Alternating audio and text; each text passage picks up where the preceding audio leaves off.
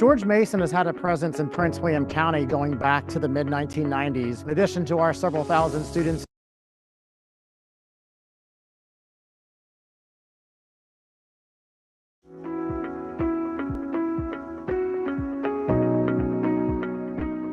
George Mason has had a presence in Prince William County going back to the mid-1990s. In addition to our several thousand students and employees, we have hundreds of thousands of visitors that go to our Prince William campus each year.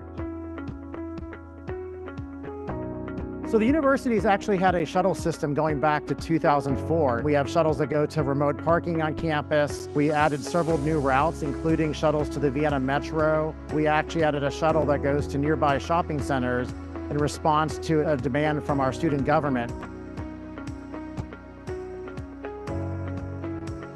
George Mason has actually been a bicycle-friendly university, been recognized by the League of American Bicyclists multiple times. We were the first four-year university in the Commonwealth to get a bicycle-friendly university. We have approximately 1,500 or so bike parking spaces on the Fairfax campus. We have a free bike registration program where we give away bike locks and bike lights and other amenities. We have a bicycle benefit where part-time and full-time employees can earn cash incentives as well as free parking permits based on how often and how far they bike. You can earn up to $1,300 per year. We also have a free bike checkout program where faculty, staff, and students can check out bikes from our recreation centers. The university has had a ride-sharing platform for many years. What the program does is it allows faculty, staff, and students to post rides, whether they're looking for a ride or they're looking to share a ride, whether it's a one-time trip or a regular commute, and it allows them to find potential matches based on location, time of day, and day of the week.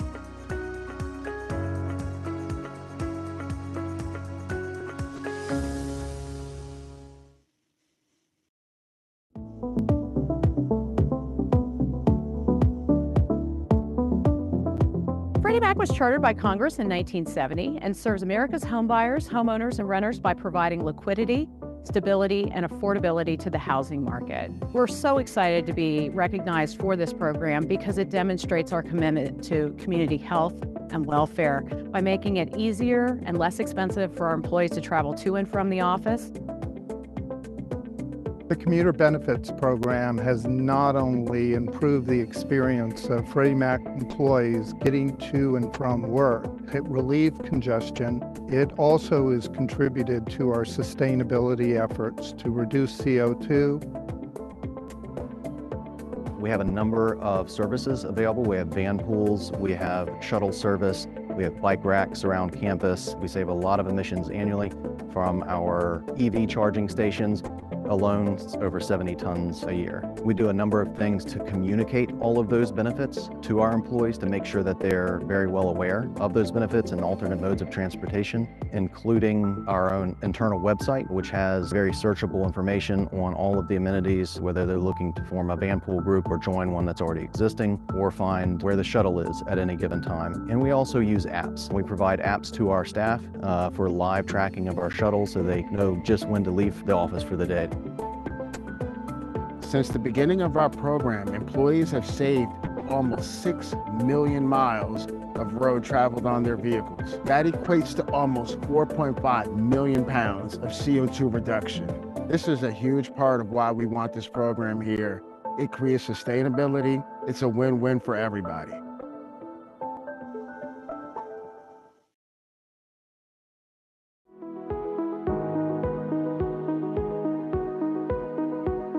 APT is a nearly 60-year-old organization providing social impact solutions to our clients worldwide.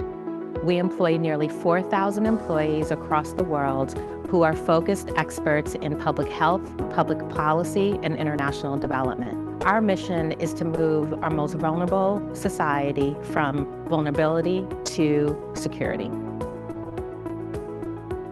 We recognize work isn't always a place you go to. Work is a thing that you do. So we offer our employees flexibility and balance as they deliver on their work. Currently, the remote work policy gives staff 3 different options on how they work. They can work on-site, eligible for public transit subsidies of up to $100 a month. They can work a hybrid schedule, eligible for a $500 home technology stipend, or they can work fully remote, which means they are also eligible for home technology stipend as well as a home ergonomics one-time stipend of $1,000. As a result of these updates to our programs, over 1.7 million vehicle miles have been reduced, and over 78,000 gallons of gasoline have been saved in the DC metro area. App leads with flexibility. We offer a number of alternative work type schedules and arrangements, ranging from working a compressed work week, working part-time, flexing your time over a 2-week period. As mentioned prior, App believes that work can be done anywhere at any time, and our approach to flexible working arrangements is important to this premise.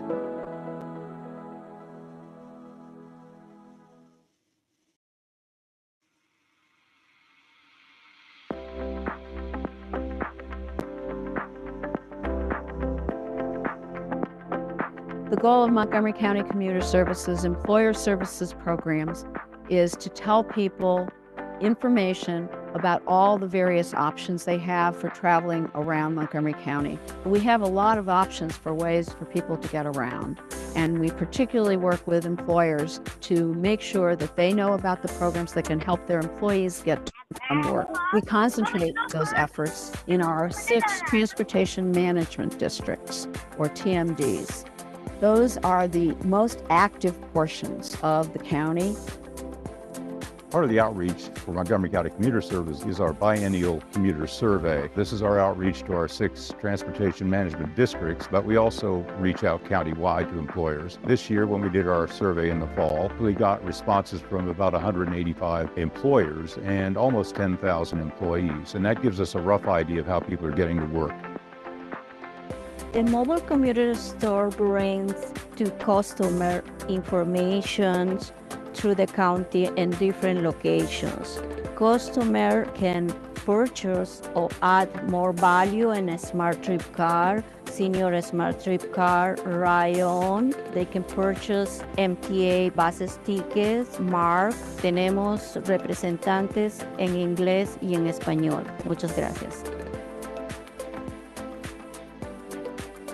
As part of our outreach, we also offer commuter information days, where we go to employers' site, either in person or virtually, and meet with their employees and making sure that they're aware of all the different options they have for, again, commuting or just travel throughout the county.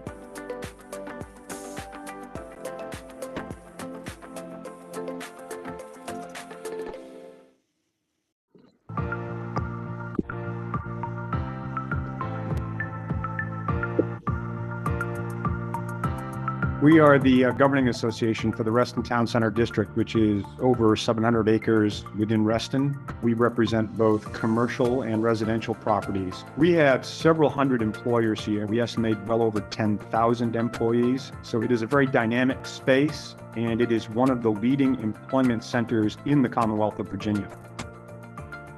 The shuttle does really 2 things. One, it connects the metro station with the town center experience. And then the second thing it does is this is a dynamic time for Reston Town Center with metro-related development.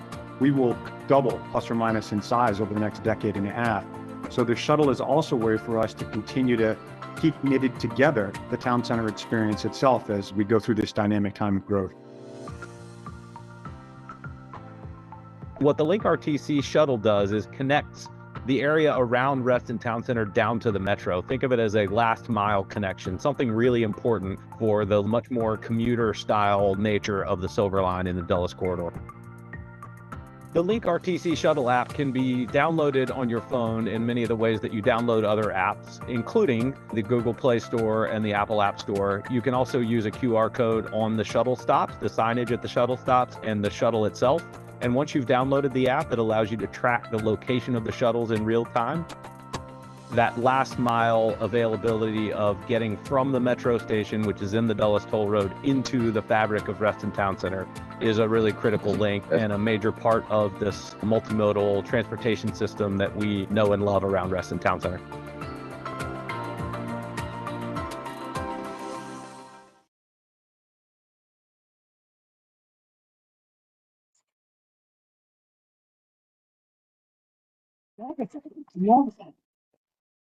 You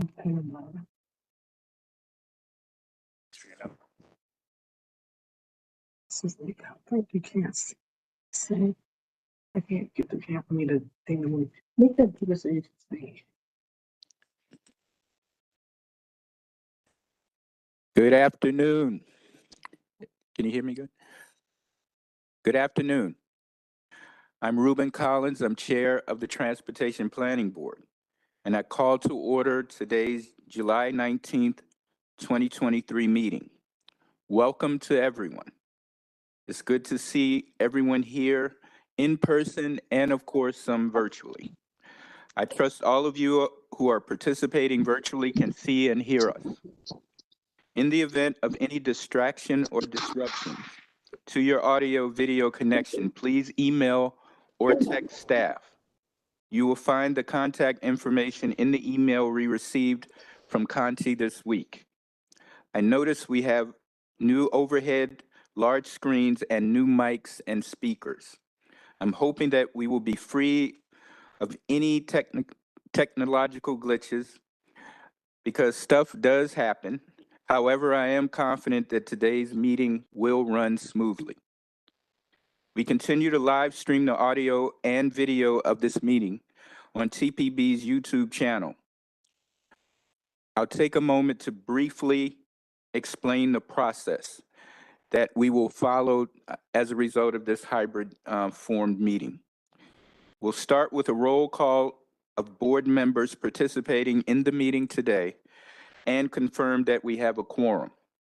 During agenda items, I will have the presenters complete their briefing, and then we'll turn to the members for questions and comments. I will call on members by jurisdiction. For convenience, I will first recognize members in the room who wish to speak, and then those who are online. You can use the raised hand icon, and staff will help me identify you, or when I call your jurisdiction, you could speak starting with your name. For actions items after the presentation, I will seek a motion to adopt a resolution, followed by a second to the motion made. I will then turn to members for questions or comments, after which I will call for a vote. When I call for a vote, I will ask just for nays or abstentions and take the rest as yes votes. I request all members who speak or when voting nay or abstention to please state their name and jurisdiction.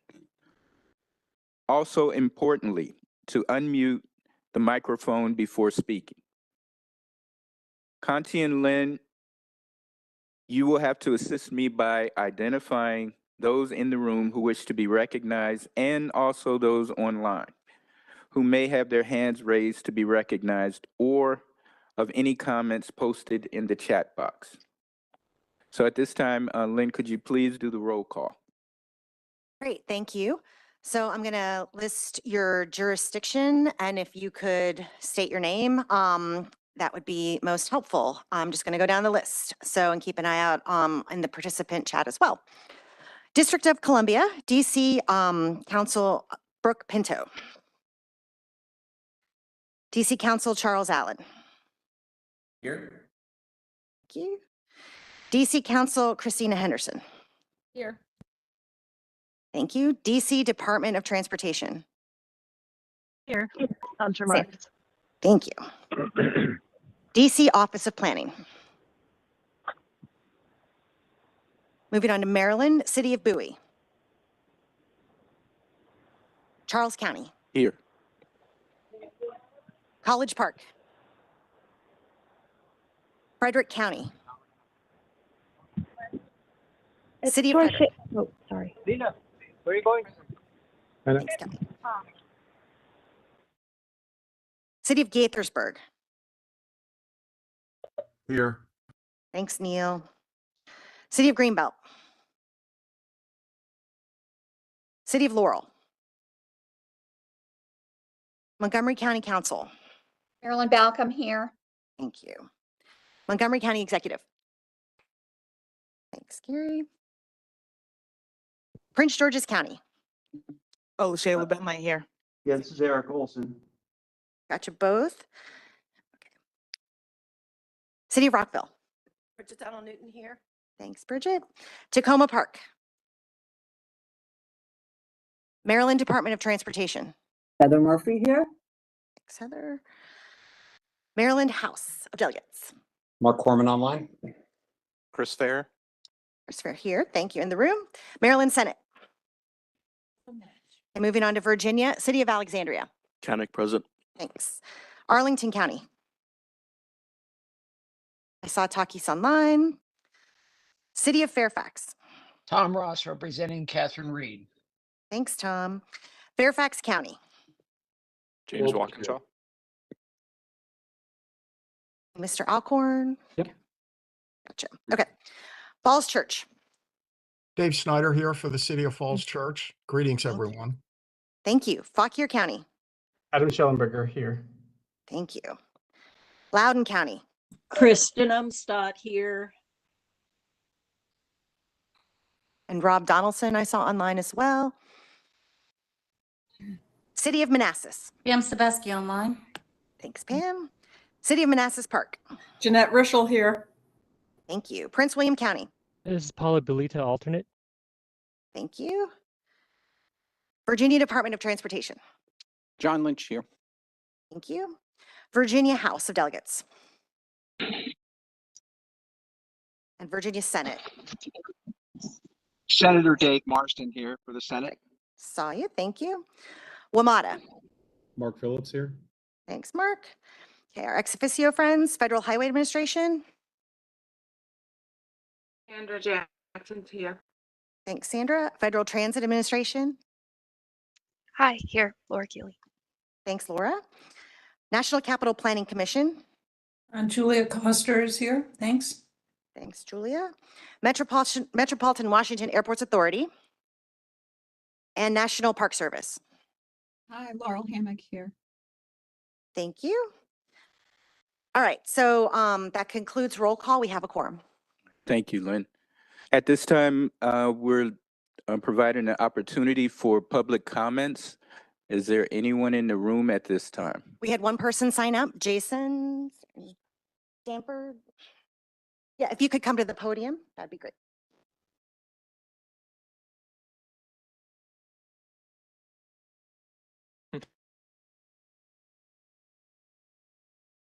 Good. Okay. Chairman Collins, thank you for the opportunity to comment today. My name is Jason Stanford. I'm president of the Northern Virginia Transportation Alliance. I know you've all heard the old adage that those who do not learn from history are doomed to repeat it.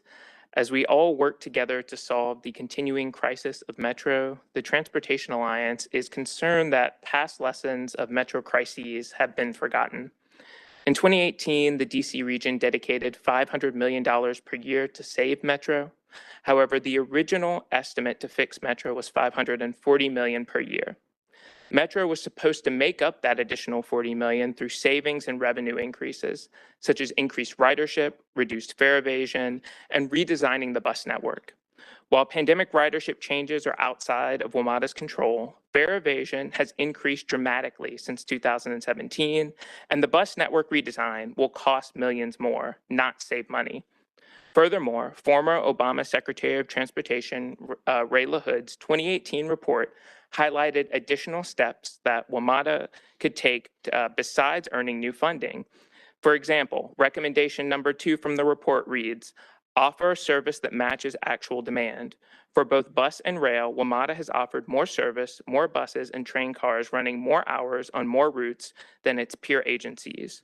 With Metro Rail, this mostly emerged over the last decade as ridership fell and service kept expanding. This situation with Metro Bus is different. Service levels have been high going back at least 15 years, and there is no indication bus ridership will grow to match the current levels and patterns of service. So that's directly from that report. In other words, once the regional money was committed in 2018, substantive operational improvements failed to materialize. To ensure its long-term financial stability, Metro needs more than a $750 million yearly bailout from local taxpayers. Without key reforms and dedicated funding source will struggle to keep pace with Metro's growing budget. According to data from the Northern Virginia Transportation Commission, Metro Rail cost per service hour grew by 11% between FY19 and 20 and 17% between FY20 and 21. Metrobus saw similar double-digit increases during that time frame. Even Metro's 5% inflation estimate moving forward, assumed without a future CBA in place, would quickly outpace dedicated revenue sources if local subsidies and ridership revenue do not keep pace. We need to end the continuing crisis of Metro. Now is the time to focus on WMATA's core mission of reliably delivering essential regional transit service, controlling unprecedented and unsustainable cost growth, matching transit service with demand, and once those are done, providing new dedicated funding that is linked to data-driven accountability and operational improvements. Together, we can ensure that Metro has the reforms and sustainable funding necessary to provide a world-class transit service that is worthy of the DC region for the next decade and beyond. Thank you. And thank you, sir. At this time, Lynn, could you give a synopsis of the online public comments? Great, thanks. Thank you, Chair Collins. So between noon, Tuesday, June 20th, and noon, yesterday, July 18th, the TPB received 389 individual project comments from the Visualize 2050 initial project list feedback form. We received 6 comments submitted via email and then the one request by Mr. Stanford. So as I mentioned last month, we created a project list feedback form on the comment page to help share specific project comments with project sponsors. We'll continue to share those comments about twice a month at technical committee and here at TPB. All the comments are attached to the memo, and if you haven't paid attention, we're up there around 700 now, so that's big for us. So due to timing, I'm electing for you to read through those project comments, and we provided a summary of those on the online version of this. So I'm going to briefly summarize the rest of the comments now. So Arlene Montemurano shared an article from the State Smart Transportation Initiative titled "Adding Road Capacity is Fruitless, Another Study Finds with Negative Feedback About the I-270 Beltway Expansion Project." Stuart Schwartz shared 2 items. The first was a blog post from Transportation for America titled "New Survey. 82% of voters don't believe highway expansions are the best solutions for reducing congestion." And an associated publication via Streets blog titled "Study. 2/3 of Americans know highway expansions don't cure traffic." He also shared a joint press release from Transportation for America, America Walks, and the Natural Resource Defense Council titled "82% of voters don't believe highway expansions are the best solution for reducing congestion." George Aburn, a resident of Delaware, sent 2 sets of comments, both of which are included here. Aburn followed up from his previous comments related to environmental justice, climate change, transparency in the transportation planning process, and public participation. He requests that the TPB address questions related to regional transportation planning and air pollution and climate change strategies. He submitted additional documents, including letters addressed to the TPB Advisory Committee, the TPB Technical Committee, and the Environmental Protection Agency. Lastly, Bill Pugh, on behalf of the Coalition for Smarter Growth, noted a recent national poll of voters that reported 82% of respondents do not believe highway expansions are the best solution for reducing traffic. He asked the TPB to consider this, along with an attached fact sheet about induced demand in the National Capital Region, while reprioritizing investments for Visualize 2050, and urges the TPB to shift funds from highway widening to transit and other priorities. So as I mentioned, all of the comments are found on our meeting page. That concludes my report. Thank you, Lynn. So we'll now move to the second item on the agenda, that is approval of the June 21st minutes.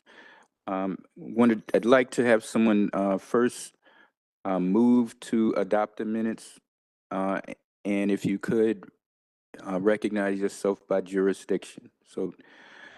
So is there a motion to approve the June 21st, 2023 minutes? So moved, Kristen Umstadt, Loudoun County. Thank you. Is there a second? Second, Tex Carantonis, Arlington County. And so for the vote, we'll first seek any nays or abstentions. It doesn't appear that there are any in the room. How about online? So the minutes are adopted at this time. Now, the next item is the technical committee report. We have a written summary of the July 7th, 2023 meeting from Mark Rawlings, the chair. It's my understanding that Mr. Rawlings is not here today, so Lynn will be giving a highlighted report of the actual presentation.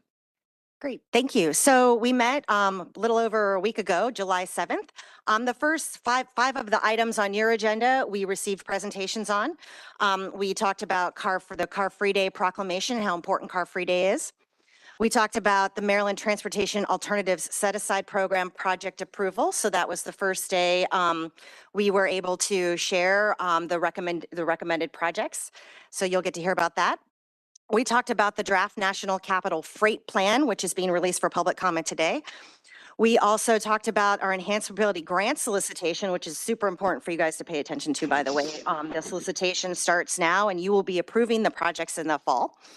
And the last board item we talked about was our transportation planning certification review for the Washington region, which you also will hear about today. Again, that's also super important. Anyway, there were 3 other items that were presented for information and discussion. We received our monthly briefing on the comments received to date for Visualize 2050. We have a standing item to talk about that and the progress our agencies are making and entering and deciding on their project inputs. We had a presentation of regional coordination on transit onboard surveys, which is another important item. It's one of our newer things that we're working on. 20 public transportation providers are collecting transit trip data to support our regional efforts. And lastly, we received a presentation on the COG Round 10 cooperative forecasts of population, households, and employment. You will receive that presentation next month. It's the same presentation that COG had heard as well. And that concludes the tech committee from a brief perspective. Thank you. Thank you. So are there any questions for Lynn on the report? Any online in the District of Columbia, State of Maryland, the State of Virginia, and other agencies? Okay, thank you. Next, we'll have the Community Advisory Committee report and access for all advisory committee report. We have a written summary of the July 13th, 2023 meeting. At this time, Mr. Richard Wallace will give his report. Mr. Wallace is the chair of the CAC. Thank you, Chair Collins. Greatly appreciate it. Good afternoon to everyone. The Community Advisory Committee met virtually last Thursday, July 13th. The committee received a presentation from WMATA staff about their funding and project prioritization process. Notably, the committee had a lively discussion about how individuals can get involved in WMATA's public engagement effort and express their support for dedicated funding at the local level. There were some questions about the impact of funding gaps and existing and future funding streams like the Infrastructure Investment Jobs Action. In addition, a committee member asked about the status of the blue, orange, and silver capacity and reliability study and whether it would be incorporated into Visualize 2050. The committee also heard an update on the 2022 participation plan evaluation from TPB staff. Some members expressed support to improve dialogue between the Community Advisory Committee and the Transportation Planning Board. The committee brainstormed ideas to best express members' feedback to the TPB, including a member recalling that the CAC previously exploring proposed resolutions. The next TPB meeting will be held September 14th as a hybrid meeting on WebEx. And additionally, Chair, we also, at our last meeting, we added 2 co-chair members. The co-chairs are Ms. Ashley Hudson. She's former chair of last year of the CAC. She's from Virginia. And we also added Ra Amin. He's from District of Columbia. So please, we had a great conversation. We welcome them, and they're ready to get started and to assist where they can. Thank you very much again. That's my comments. Are there any questions? Thanks. So are there any questions for Mr. Wallace? It doesn't appear that there are, so we'll now move to the Access for All Advisory Committee, which met on June the 26th. Vice Chair Christina Henderson conducted the meeting, and we have at this time a written report. Ms. Henderson, is there anything you'd like to share? Yes, thanks, Chair Collins. So the Access for All Advisory Committee met hybrid on Monday, June 26th. Sam Brooks from the DC Department of Transportation presented on DC's funding and project prioritization process and answered questions about how the needs of people with disabilities are accounted for in DDOT's equity assessment tool. Perrin Palestrant from OmniRide presented on their agency's microtransit operations, which is open to paratransit users as well as wheelchair accessible vehicles. OmniRide actually does a lot of really interesting things in terms of providing some additional connections for areas of the community. Marcella Marino, the TPB transportation planner, discussed the implementation recommendations from the 2022 participation plan evaluation and answered questions about language access and the quality of translation services for the COG website. And then finally, Mohammed Khan, who is also a staffer at the TPB, presented an overview of the upcoming Enhanced Mobility Grant solicitation. This is super important for folks. Pay attention. We have money to give away, grants to organizations and governments for projects to expand transportation mobility for seniors and individuals with disabilities. The application opens on August 1st and will be open until September 30th. There are also 2 information days, and I could put more information about that in the chat. We'll also try to send that around because we want to make sure that we're getting a lot of people to apply. The next Access for All meeting is scheduled for Monday, September 18th. And that's all I have. Thank you. Thank you, Christina. Are there any questions for Ms. Henderson? Again, thank you. Next, we'll move to steering committee actions and the director's report. At this time, Conti, if you could please. Yes, thank you. Thank you, Mr. Chair. Before I start, I want to acknowledge that as members walked into the boardroom today, you probably saw a video running, and that was from the awards ceremony of TPB's Commuter Connections that was held at the National Press Club. I want to especially thank Chair Collins and Vice Chair Ms. Henderson for who emceed the event and gave over the awards. It was very well attended. We were unable to hold it during the COVID period, but we are glad that we are able to. TPB issued 5 different categories of awards for organizations that are promoting travel demand management alternatives to single occupant vehicles. So thank you both very much. That was the video that you saw running as you walked in, and those who were online probably saw it as well. So with that, I will now turn to the steering committee or the director's report. The steering committee met on July 7th, and it approved 2 amendments to the Transportation Improvement Program, the TIP.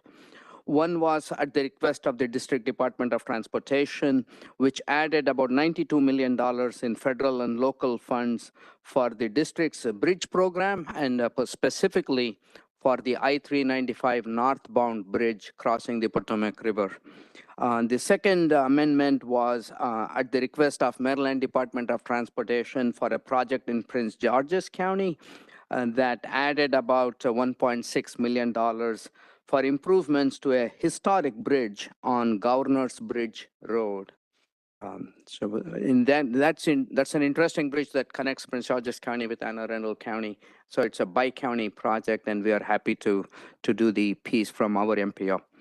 Under the letters sent and received, we are continuing to receive requests to issue letters of support for the TPB member transportation agencies that are individually seeking federal grant funds, and we are greatly supportive of that.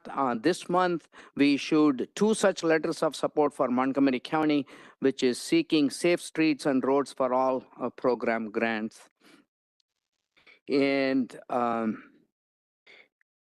under announcements and updates, the TPB is soliciting applications from its member agencies for the technical assistance grants program that we call Transit Within Reach. So this is a program where TPB member agencies, if they have a project that would improve walk and bike access to a high capacity transit station that they would like to study, to do preliminary design or preliminary engineering, they can apply for technical assistance grants from the TPB. We have a total of $250,000 to give away. We give this amount every other year. So the applications are due August 24th. Last month, the staff, we were unable to brief the board because of the audiovisual disruption that we encountered in the boardroom. An item that was on the agenda, that item was a focus on some of the new activities that the TPB will be undertaking, that staff will be engaged in starting this fiscal year, which began July 1. And I draw your attention to that, particularly on page 24 on my report to you. There's a one-page listing. There are 11 new initiatives that staff will be undertaking this upcoming fiscal year. And this covers a wide range of activities. It has climate change activities. It has equity-related activities. It has resiliency-related activities, transit, and walk and bike activities. All of these activities are policy priorities that the TPB has adopted over the past couple years. We are able to invest a little north of $2 million for these additional initiatives because of the increase in funding coming to the TPB through the federal bipartisan infrastructure law. So I want to draw this to your attention, particularly because none of these 11 activities are explicitly required by federal regulations for TPB to do. But the TPB has always said they are always going to look to do what the feds require us to do, but also to add value, to enhance those activities. Today, later on your agenda, you will receive a report from our federal partners who conducted an audit of how the TPB is conducting its responsibilities. And one of the things you will see there is their acknowledgement, their recognition of all the things that the TPB is doing above and beyond what the federal regulations require. So these are a number of interesting activities that will be coming to you. It's all described in the memo in the packet. Over the course of this year, we will be bringing milestones and products of these 11 activities. These 11 are in addition to all the other activities that the MPO has to do every fiscal year. So that will continue, but these are some extra activities. Just wanted to draw your attention to that. So with that, that concludes my report. It's not the 24th, it's the 4th. Okay, I'm sorry. The applications for the Transit Within Reach project grants are due by August 4th, not 24th. My apologies. It's Thanks. written fine, it's written. Are there any questions for Conti at this time? Mr. Snyder. Thank you, Mr. Chair. We heard a presentation from the Northern Virginia Transportation Alliance at the beginning of our public comment session, and I'm wondering if we might ask staff to prepare a response. There are a couple points that I wanted to make. First of all, we're all keenly aware of metro costs, and that will be an area of focus. But another important thing to recall is that a lot of private enterprise in our region absolutely depends on an effective transit system, specifically metro. So, and one other point, finally, we're going to need everyone to work together, most especially the business community, for us to achieve a successful result with regard to Metro funding. So these are a couple points that I wanted to make, and hopefully, if you deem it appropriate, Mr. Chair and Conti, to provide a response to the Northern Virginia Transportation Alliance's letter indicating we certainly understand and subscribe to the issue of looking at and controlling costs, but that we're going to need their help to preserve, maintain, and improve our metro system, which is fundamental to the public and to the private sector throughout our metro region. Thank you. Yeah, thank you, Mr. Snyder. I think Chair Collins may have something to say as part of his remarks, and I think Clark Mercer from COG will have something to report to the board later today. But certainly, along the lines of what you have said, we can work on it. We'll happy to do Thank that. you. Thanks. Are there any further comments or questions? Okay, again, thank you. At this time, it's opportunity for chairman's remarks. And to all those here, as you're aware, the TPB is currently engaged in updating its long-range transportation plan, which it will be adopted in 2020, which was adopted, I should say, in 2022. As of now, we anticipate adopting an updated plan in mid-2025. The key first step is receiving the list of transportation projects each of our 24-member jurisdictions plan to fund and implement between now and 2050. This is due by the end of this year. The project submitted should have identified a source of funding to implement it. Additionally, all transportation agencies operating and maintaining any part of our transportation system should identify funding for the operations and maintenance of the existing system between now and 2050. As our member agencies work to identify the projects, prioritize them, and develop their submissions to us, one thing we're aware of is that one of the largest projects on our plan, the Metro Rail and bus system, is facing some challenges identifying funding in the short run for its operations. WMATA last month kicked off an effort to work on this.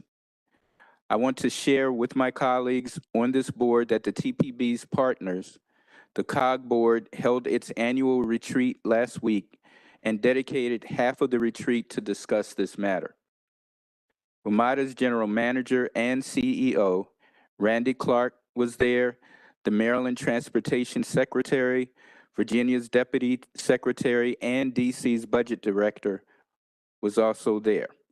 The group was unanimous in its view that the metro system is critical to this region's transportation and socioeconomic well-being and development.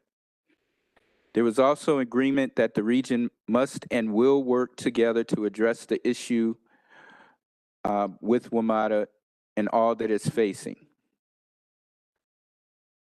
Just as a side note, most large urban public transportation systems in the country are facing similar issues in the post-COVID environment, and also our commuter rail, that's VRE and MARC, are also facing this situation, and our state agencies are working on it.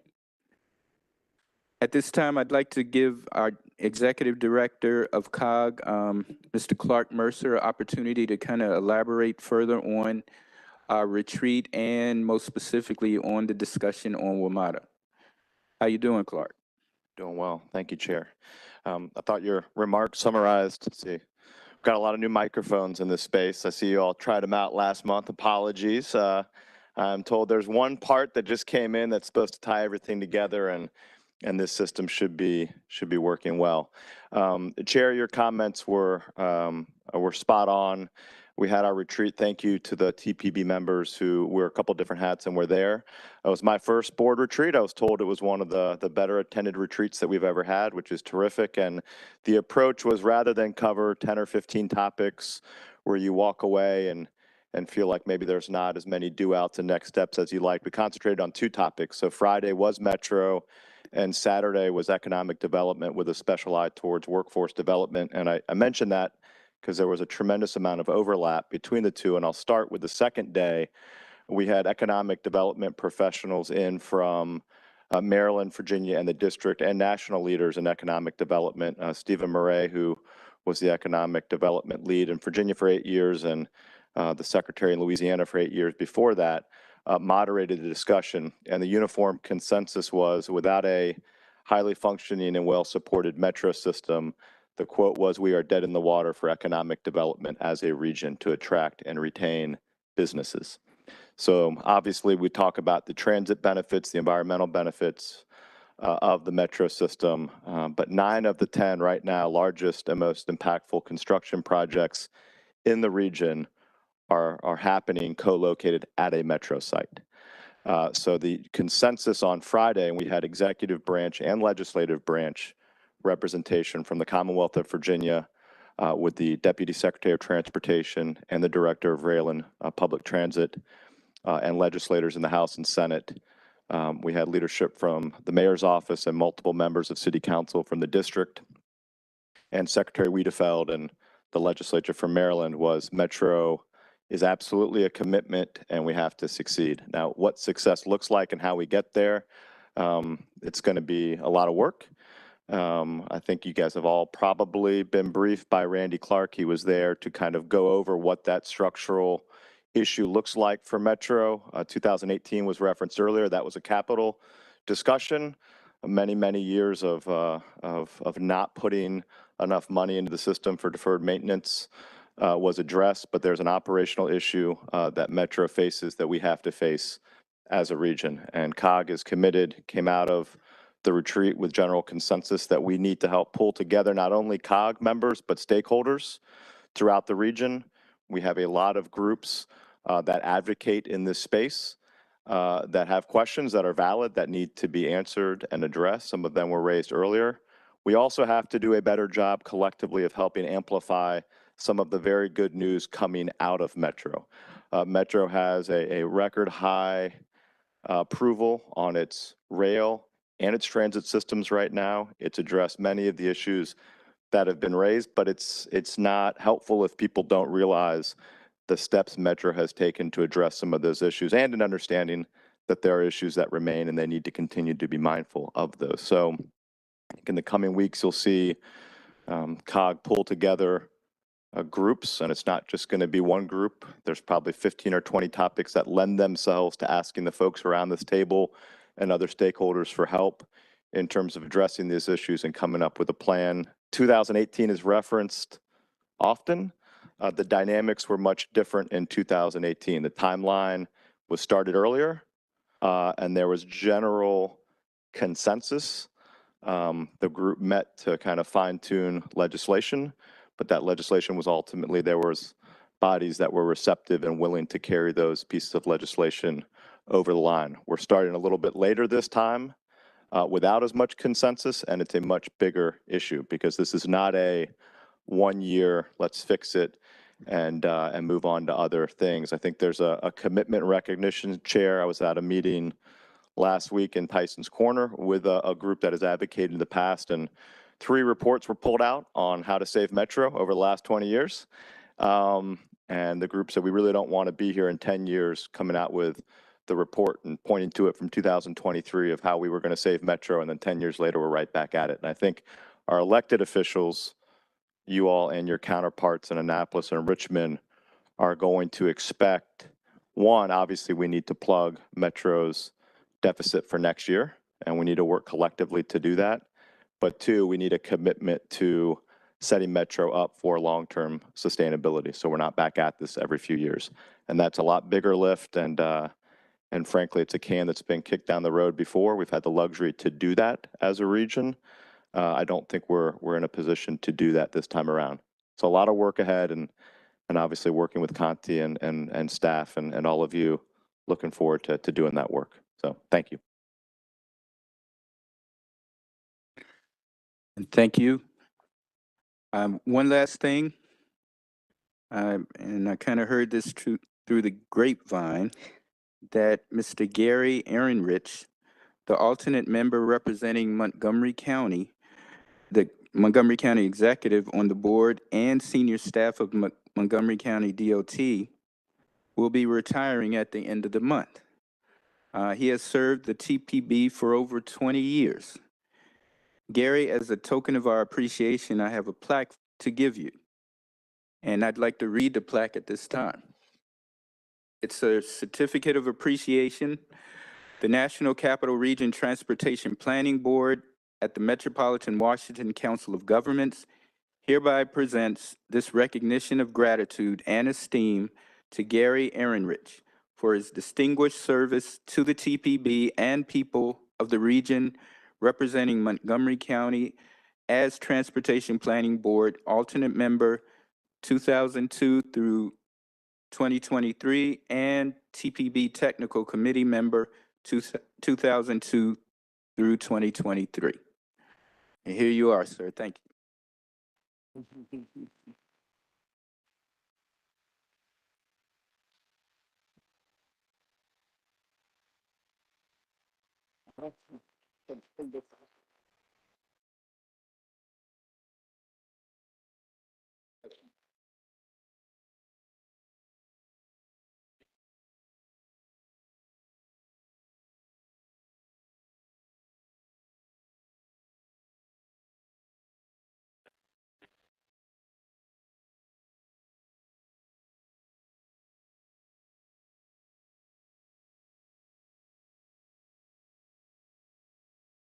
Okay, for our action items, the first thing we have, and this has become a tradition with the TPB, is recognizing September as Car Free Day. The idea here is to promote the use of public transportation or walking and biking as an alternative to driving on our own. There's several activities being undertaken by several of our member jurisdictions, including adopting similar proclamations at our local level. So with your concurrence and by unanimous consent, we will proclaim September 22nd, 2023 as Car Free Day. At this time, Nicholas Ramphos, who directs Commuter Connections, will get us started. Thank you, Mr. Chair. So just wanted to give everybody a quick background on Car Free Day. It started in Europe back in 1995, and it went global in around 2000. And today it's celebrated in 1,500 cities in probably over 40 countries. And here's some snapshots from some of the other areas around the globe, the UK, Hong Kong, Vancouver. In many urban areas, they'll actually close down the city center to promote the event. And it's always held on September 22nd each year. It does coincide with European Mobility Week. It's an annual campaign on sustainable urban mobility, which goes from the 16th to the 22nd. And really the whole goal is to introduce and promote sustainable transportation measures as alternatives to just using vehicles by yourself. The week does culminate on Car Free Day, September 22nd. And as I mentioned earlier, a lot of cities set aside many areas just for pedestrians, cyclists, and transit users. Here in DC, we started the event it was actually started in the District of Columbia in 2007. And then we went regional with it in 2008. And we do promote alternative forms of transportation to include transit use, bicycling, scootering, walking, as well as car light methods such as carpools and van pools, and of course, telework. It's not just for commuters. We basically reach out to all individuals throughout the region. So whether you're a senior, student, at home, people who basically ordinarily travel by themselves, whether it's to work, to do an errand, or to go to class. That's really our target market. And our overall pledge goal this year is 5,000 individuals. We do conduct a survey. The last one we conducted was in 2022. And almost 100% of the respondents used car-free or car light options during Car Free Day. And transit and using bikes and scooters was use was slightly less than what was pledged, but the options used were generally pretty much in line with the options that were pledged. Almost 60% of the respondents who changed their commute mode on car-free day would most likely have driven alone to work on that day. In terms of increased use of car-free and car-light options for non-work trips since car-free day, 31% of respondents said they did so. And the average frequency of car-free day and car-light use for work trips stayed the same per week from before car-free day to after car-free day, which was about 3.6 days. So today you're going to be asked to approve a proclamation. This was the proclamation signing from last year from Chair Sebeski, Ms. Sebeski. And this event does tend to get a lot of media coverage, but I will say over the past couple years, it's been a little bit lighter just because of the pandemic, and we're coming out of the pandemic. But these were some of the media stories that we got last year. We do have a website. It's carfreemetrodc.org. And there's a leaderboard on there that pretty much shows the pledges by travel mode, and you can kind of see which modes tend to outnumber the others. And it's usually walkers, runners, and bicyclists. We do have promotional materials as well. There'll be a poster, and we have a Facebook and Twitter page that we'll be placing information on, as well as paid social media, including digital banner ads. And then we have a number of sponsors that basically throw in many prizes that we'll raffle off at the conclusion of the event. We do have radio support as well, including Pandora. And last year we branched out a little bit and we used some social media influencers on TikTok as well as Instagram to promote the event. We'll probably do a little bit of that this year as well. We also did a sponsored article and sent text messages to previous folks that participated as well as current users. And of course, you have to opt in to receive the text messages. None of this would be possible without the support of our local jurisdictions. So we had many local jurisdictions that participate. And I'd just like to call some of them out. City of Manassas, Prince William County, Prince George's County, Arlington, as well as Montgomery County's Tri-County Council for Southern Maryland. These particular jurisdictions really kind of go above and beyond promoting this event and getting their constituents to participate. There's also a Capital Area Car-Free College Campus Challenge, and I will say the whole idea here is to really get the college students and faculty to participate. And last year, we had a new winner, which was the University of Maryland. For many, many years, it's been GW winning the award. And so last year we had a new college win that award.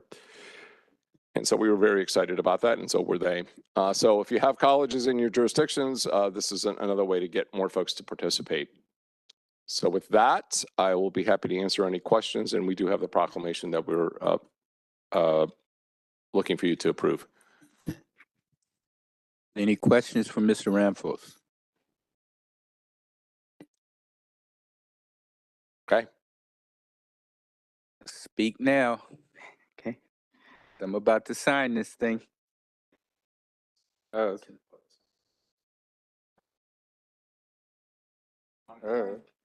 Okay, all right. So just want me to sign it?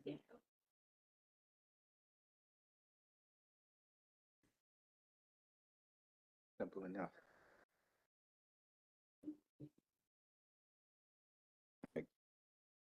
In the air? Want me to come inside? No. Oh, okay.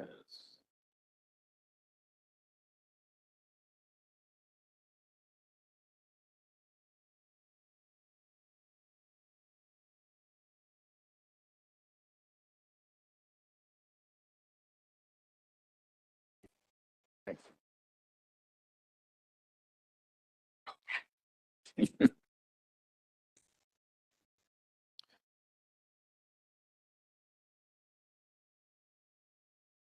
But We'll also need the approval. Oh, yeah. I guess we would need that. I think, so- Chair, you asked for unanimous consent, so. Right.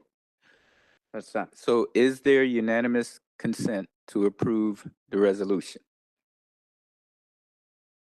Anybody out there opposed? Anybody? It is unanimously approved. Thank you. Thank you.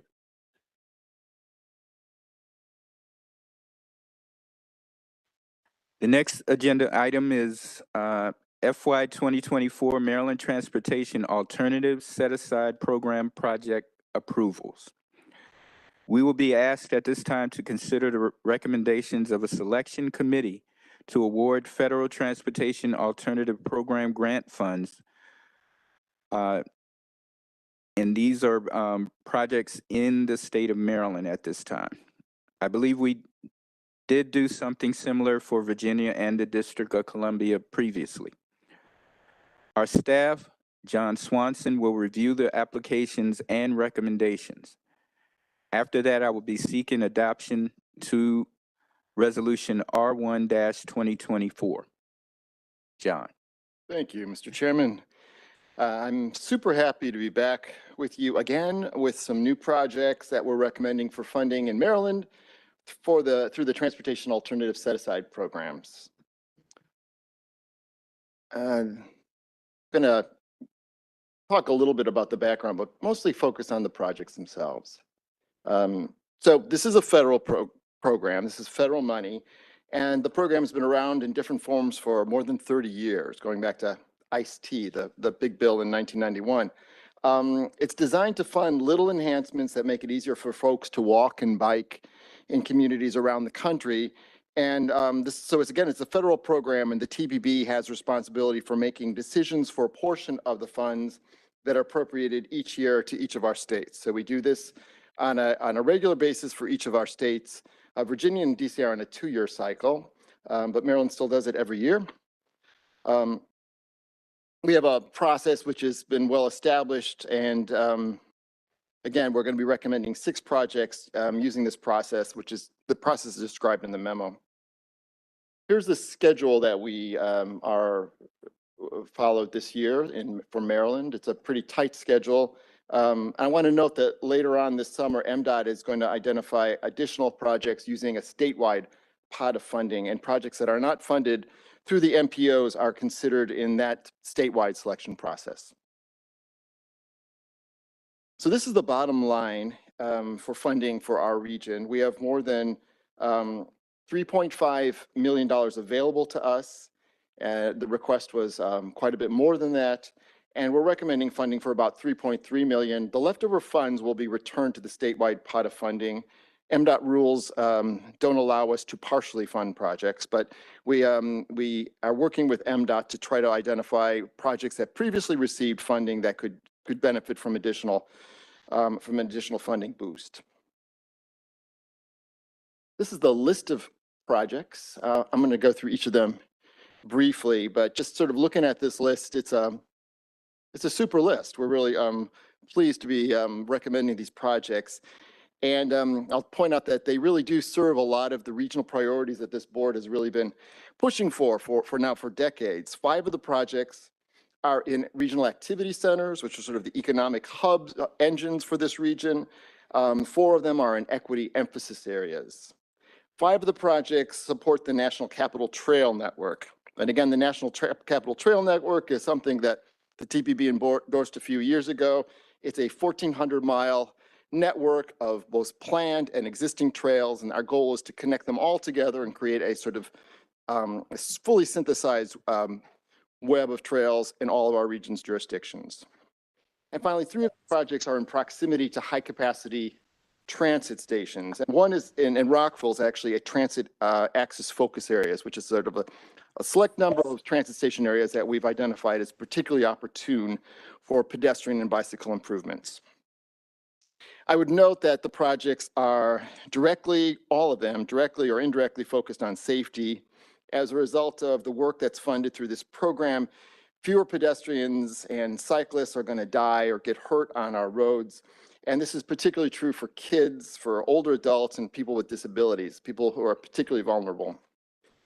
And finally, this is a sort of a important point for us, at least internally.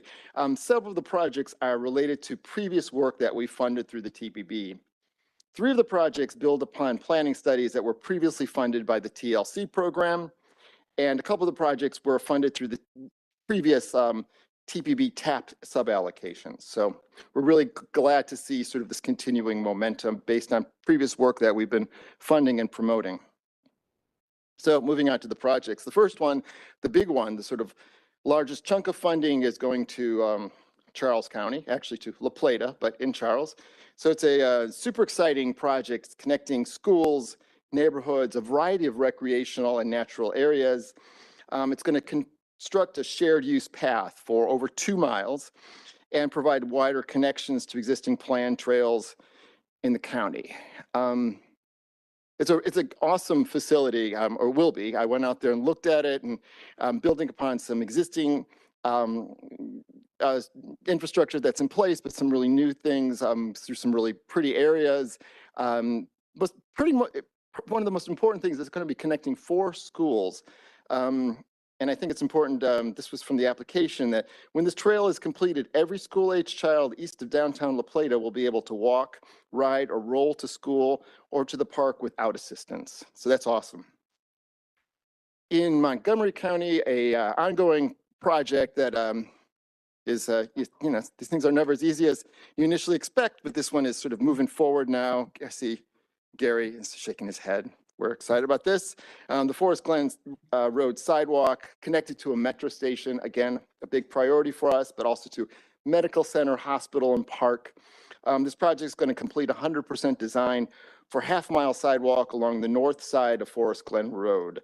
It's going to create also a separated bike lane on the south side of the street. That wasn't originally part of the plan, but now it's been added. But it's connecting to the Sligo Creek Trail, which is a key piece of the National Capital Trail Network. And again, it's building on work that we previously funded through the TAP program. This is an interesting piece of a very much bigger project, but a very important piece, kind of in the very middle. That map up there is maybe not super clear, but that middle line, the green line in the middle going through Adamstown, is in Frederick County. And this is a key segment of the National Capital Trail Network, the new design road side path, phase 2. We're going to be funding 100% design. We previously funded phase 1. We've also funded a feasibility study to look at the connection of this future trail to the city of Frederick. And that's it's all part of the same picture. So ultimately, this is going to connect to the C&O Canal Trail, which is really kind of, in some ways, the spine of our region's trail network. And it's building upon work that we previously funded. So this is sort of chipping away and really helping to fill some of the really great work that Frederick County is doing to connect their trail system to the National Capital Trail Network. I think I should give a shout out at this point to a totally unrelated set of projects, the RAISE grant, which was recently received for a few projects in Prince George's, Montgomery, and DC. We weren't part of that, but that was pushed forward by the National Capital Trail Network, and just sort of evidence of the fact that so much great work is happening in pretty much most of our jurisdictions to create this awesome future network of trails. This is a super specific and very practical little trail that's going to be built in Gaithersburg. It's going to create designs for a bike ped connection, half-mile in length, but it's going to be crossing I-370 and connecting not just Gaithersburg, but the wider Montgomery County trail system. Again, we funded previous work for this through TLC. In the city of Rockville, we're seeing some great planning work going on there to focus on complete streets.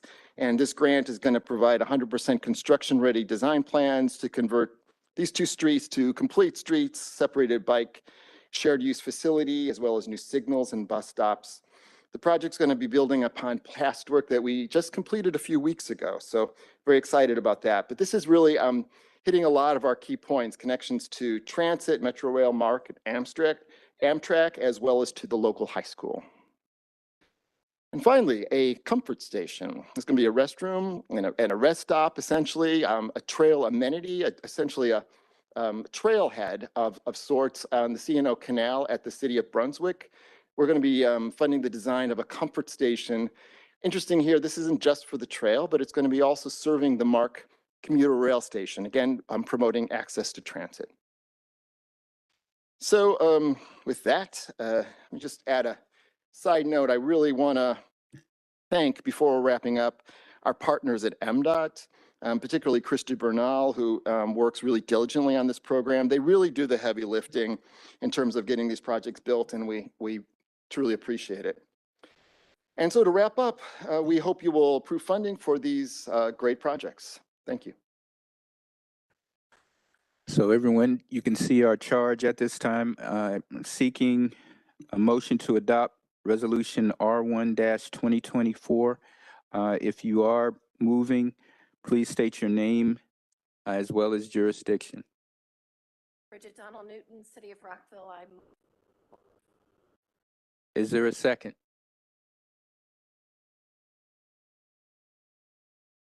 It's been moved and properly second. Now this is an opportunity for questions to staff directly. Any questions online? Julia Coster has a question. Here we go. Hold on. This isn't so much a question. I just want to say how exciting these projects are to me, and both in the way that they continue to extend and connect our region and our trail network, and how they are really bringing walkable, bikeable features to communities throughout the region. So however these projects ended up, they really are tremendously exciting, and I think they also point out how influential the work of the TPB has been to support kind of early planning into design. So kudos to everyone involved in these. That's all. Thank you. Thanks very much. Any further comments or questions? Okay, now for the vote. Are there any abstentions or nays? And I'll start with the District of Columbia. From the state of Maryland. The state of Virginia. Any other agencies? Does not appear to be any abstentions or nays. With that stated, the motion passed. Thank you. The next item on the agenda is the Virginia Department of Transportation request to amend the FY 2023-2026 Transportation Improvement Program. This is the last action item for the day. Notice was given last month that Virginia would be updating the funding information on all of its projects that are in our Transportation Improvement Program. At this time, John Lynch from VDOT will brief those present. After the briefing, a motion will be sought to adopt Resolution R2-2024.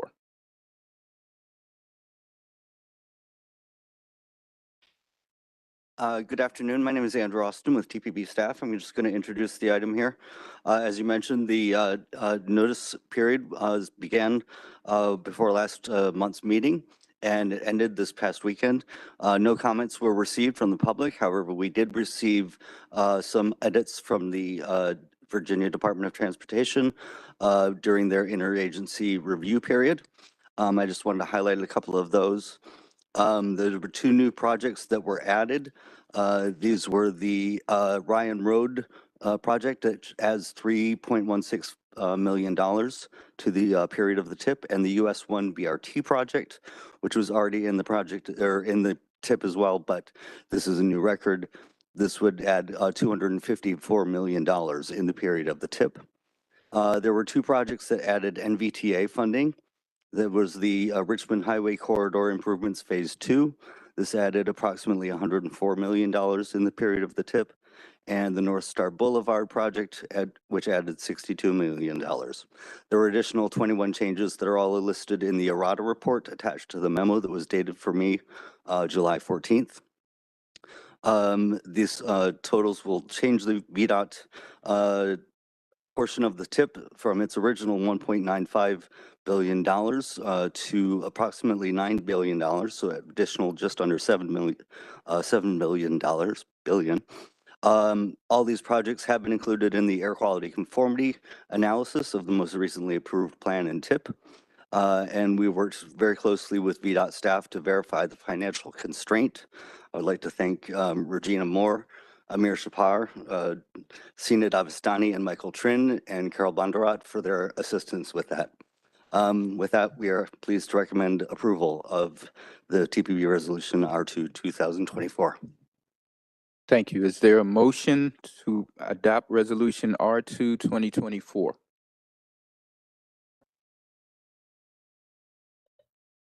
So moved, Mr. Chair.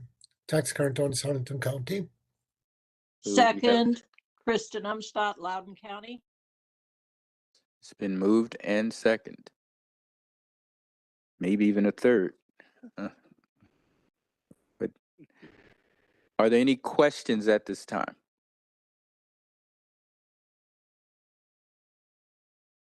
None online. None online? Okay. So we'll start with the nays and abstentions.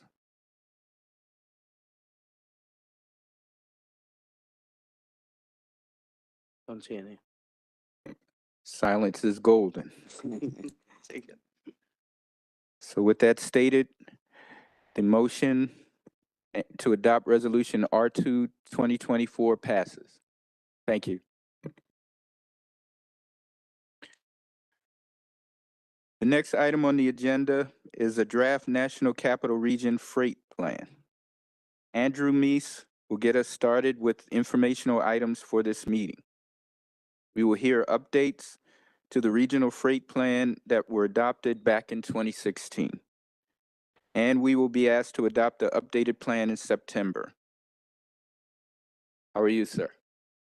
Thank you, Mr. Chairman, and good afternoon, members of the board. Today, I am here to present the draft 2023 update of the National Capital Region Freight Plan for your review and consideration for approval at your September meeting, as the chair just said.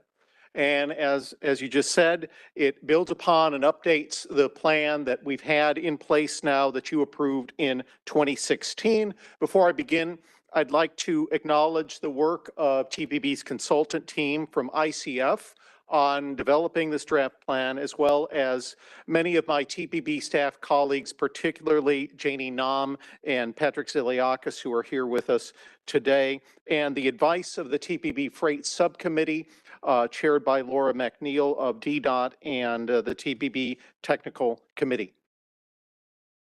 So I want to start off, before we get into the plan itself as a document, let me review the context, our overall approach to regional freight planning.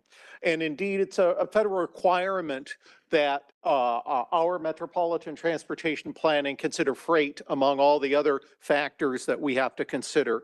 And we do that, but we also want to go beyond just the minimum. We're really looking at the roles that freight is going to play, that planning for a growing region also must include planning for freight because the growth engenders freight needs. And also as sort of as a context here, that this plan is a document and, inevitably is a snapshot in time.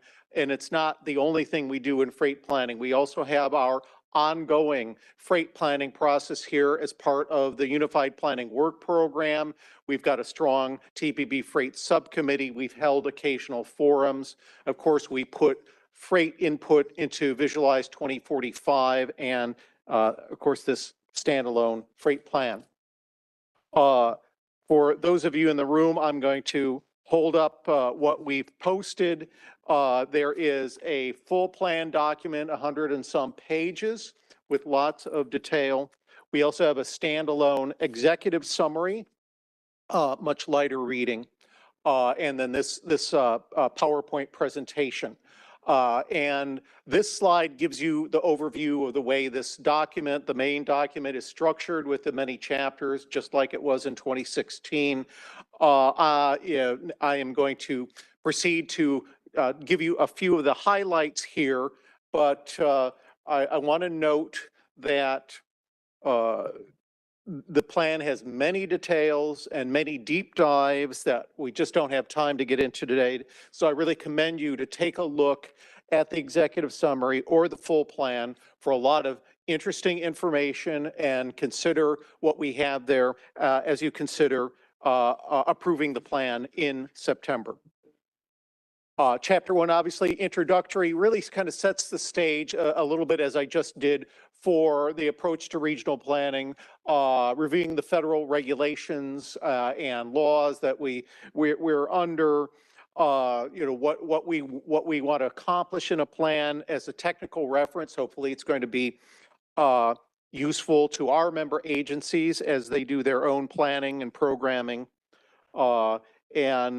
It does provide policies and recommendations, and I'll get to those later in this presentation today, and sets the stage for Visualize 2050. And this is interesting. As a staff person who works on some of these other plans, we have our main plan, Visualize, and then we have subject matter specific plans like Freight, and they provide information for each other. Visualize inspires our Freight plan, or advises what we want to do, and what we find in the Freight plan hopefully advises the future Visualize. The next part is a sort of a big part of this plan, and it's descriptive of the transportation network and the data, and it really sort of lays out what we mean in this region when we say our freight transportation network.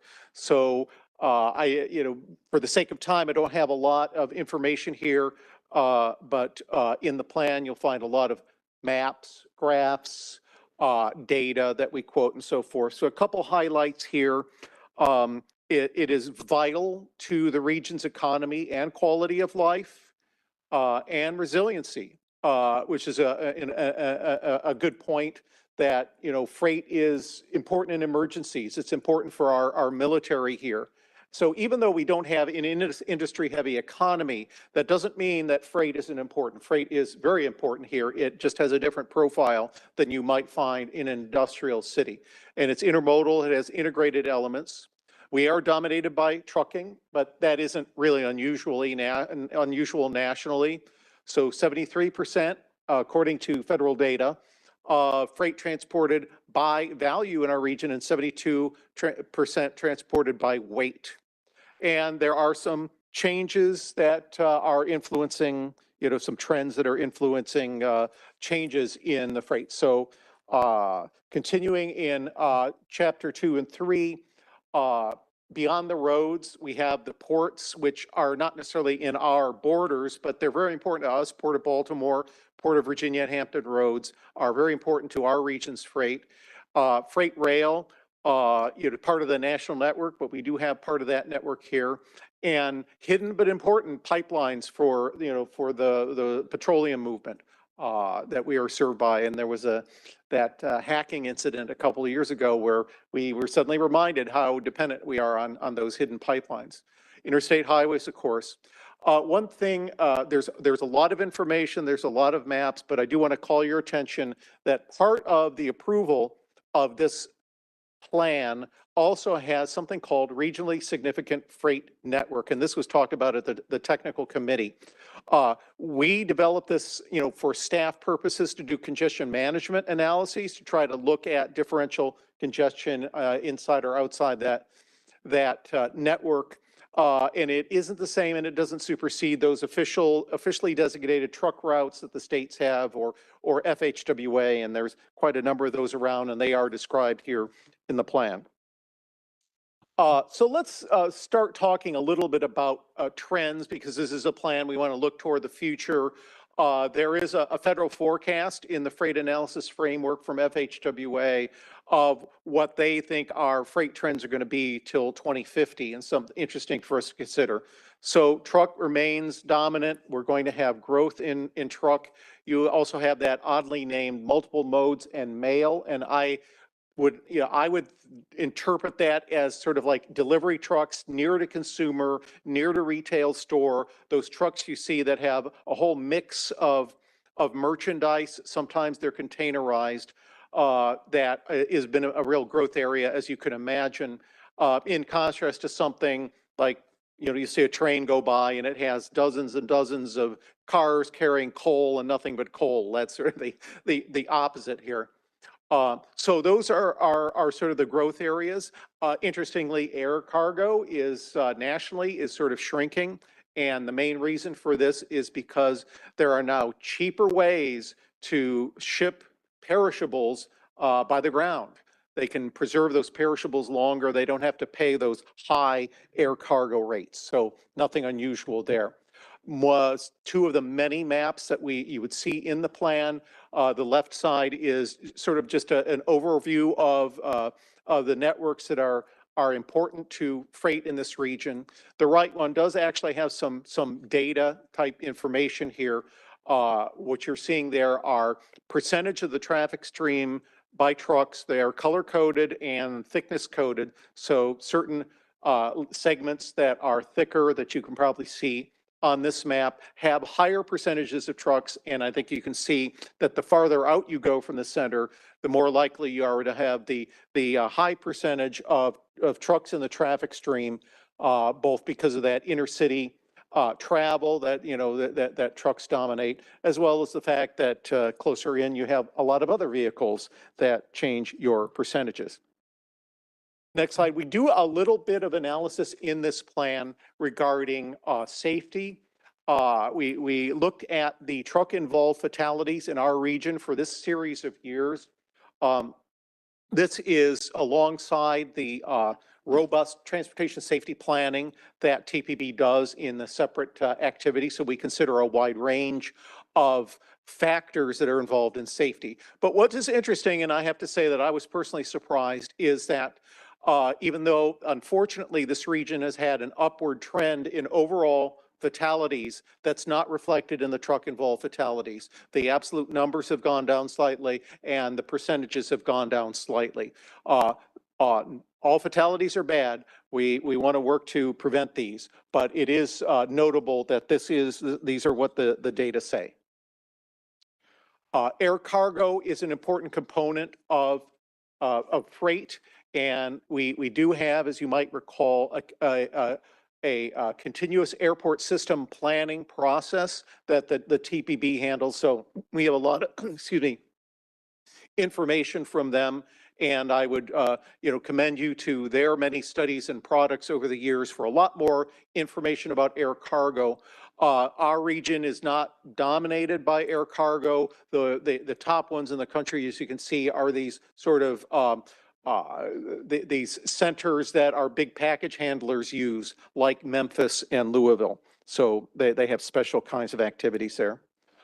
This plan does a lot of analysis of the freight movement in our region. Here's breakdowns by the mode that they're carried in the region and the direction, inbound, outbound, within the region and through. I will give a caveat that the federal freight analysis framework geography isn't identical to the TPB geography, so we have to make certain interpretations here. But as you can see, truck dominates, and weight direction probably reflects that we are not an industrial economy, so we're not exporting a lot of things by weight. Here is the same kind of information by value from the same source. Here's an explanation of some of the commodities that you find most commonly in this region. A lot of building products are here by weight. And then where our friend mixed freight, those delivery type things, you know, to your store or to your door. And then by value, those go up even more. And you have a couple of other interesting ones there, those high value items like electronics and pharmaceuticals. These are what the data say. So going to chapter 4, we're looking at trends, and I guess the overall trend is that we are a growing region, we are a growing economy, and that's going to result in growing demand on freight. So we are fortunate to be a relatively high income area. This drives the freight, this drives the profile of our freight. In addition to that, you have, excuse me, I'm looking at the wrong slide on mine. Here's what I'm looking at. The things that are maybe more uncertain, post-COVID, exactly what happens. Obviously, we got more use of home delivery, more online things. What the long run trends are, you know, the jury is probably still out on that. Rise of e-commerce in general. It's not only the way it is at your retail store or to your door, but the whole ecosystem of where the warehouses are and how the trucks deploy on a daily basis also changes with that e-commerce. It's something we have to watch. There are some opportunities within IIJA and IRA that we can look for, where, you know, TPB is very much wants to encourage electric and decarbonized vehicles, and trucks provide a challenge, but maybe an opportunity as well. And some of the things that you see in the press, the automated vehicles, the drone deliveries, other disruptive technologies. I don't know that they're going to make big differences in the short term, but something we need to think about. This is again a little bit of an explanation of our region's freight profile based on our service-based economy, which you see on the right of this graph. The employment by industry sector, we're big on government and professional business services, not surprisingly, and manufacturing, where you expect a lot of exports, are lower.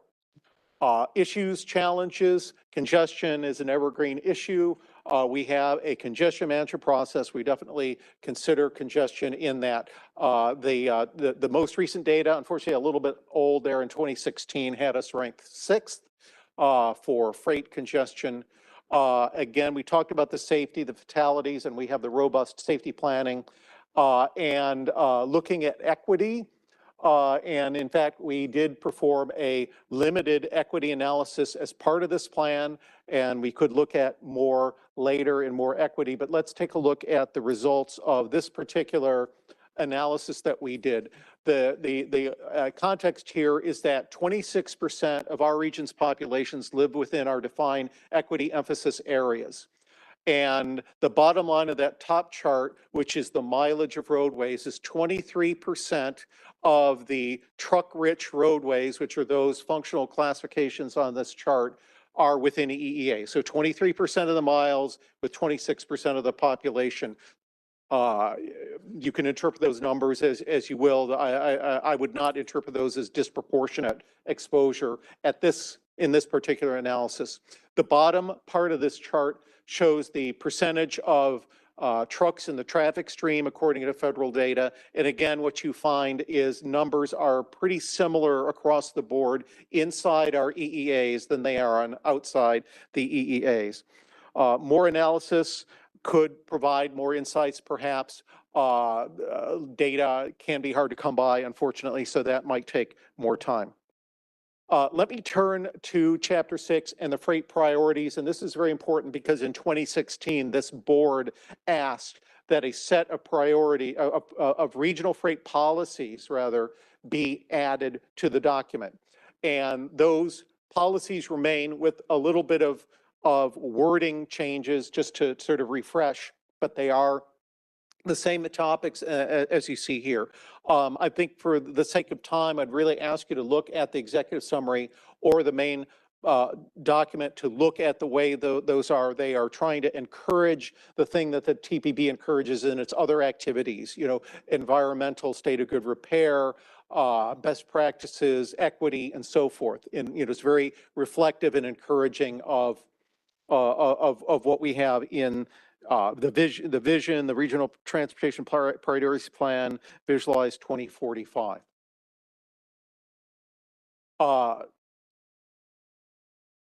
There isn't a slide for Chapter 7, which takes a look at the projects that are listed in Visualize 2045 and the Transportation Improvement Program, and says which ones, or reflects which ones are going to be particularly helpful or important for freight movement.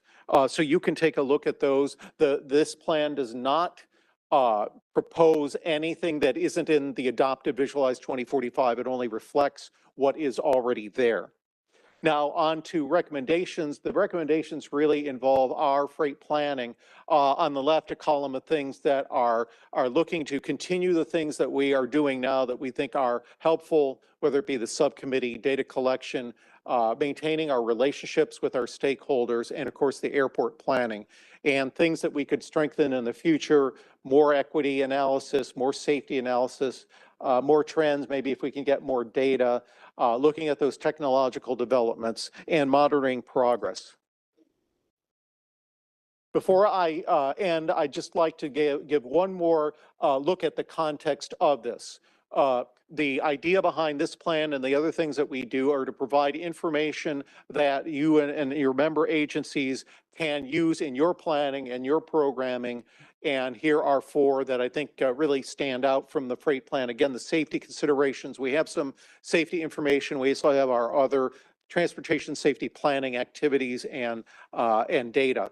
Equity considerations that we just discussed, the air quality considerations. The TPB certainly has encouraged national action on emission standards for trucks and decarbonization in general. So that is your stance on that. And also the economic considerations, again, looking at freight as a critical ingredient to a strong regional economy, and, you know, looking at our land use planning and our economic development kind of activities on the COG side of the house.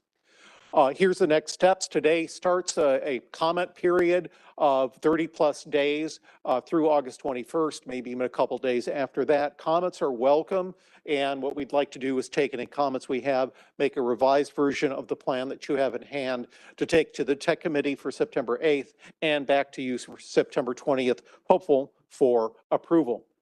With that, Mr. Chair, that concludes my presentation, and if there is, if time allows, I'd be glad to take any questions. Thank you, Mr. Misa. Are there any questions at this time? And remember, this is not an action item as was stated before. Are there any questions for Mr. Misa?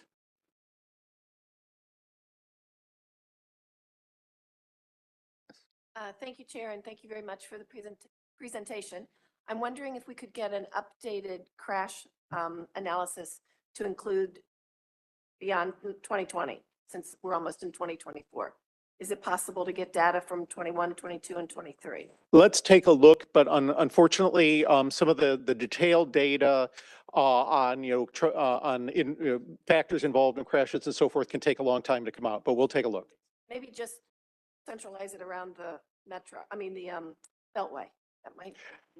It's just a matter of all the review process from the police and the states through the federal, the federal agencies to bless the data and make sure that it's available. But we'll take a look at what's the most recent. Super, thank you.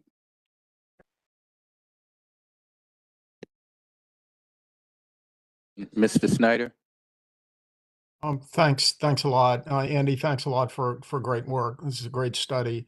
I particularly, I'm wondering if we're going to be making some recommendations both on the reduction in greenhouse gases and safety, and how we're tying those things in regarding future activity, and where we would like to support our freight system, but to make it even more environmentally friendly. And the safety issues, each day pretty much brings news of a truck crash, and what can we do to reduce that. Finally, does the report take account of the Virginia work on rail, with the Virginia Rail Administration, with very ambitious plans to improve rail connectivity, including the Long Bridge. Are we taking account of what our states and regions are doing to support freight rail as well as passenger rail? Thank you. Thank you, Mr. Snyder. The plan contains information on all the things that you just said. We can go back and look if there's enhancements or improvements that could be made in that information. And also, Mr. Snyder, this is Kanti.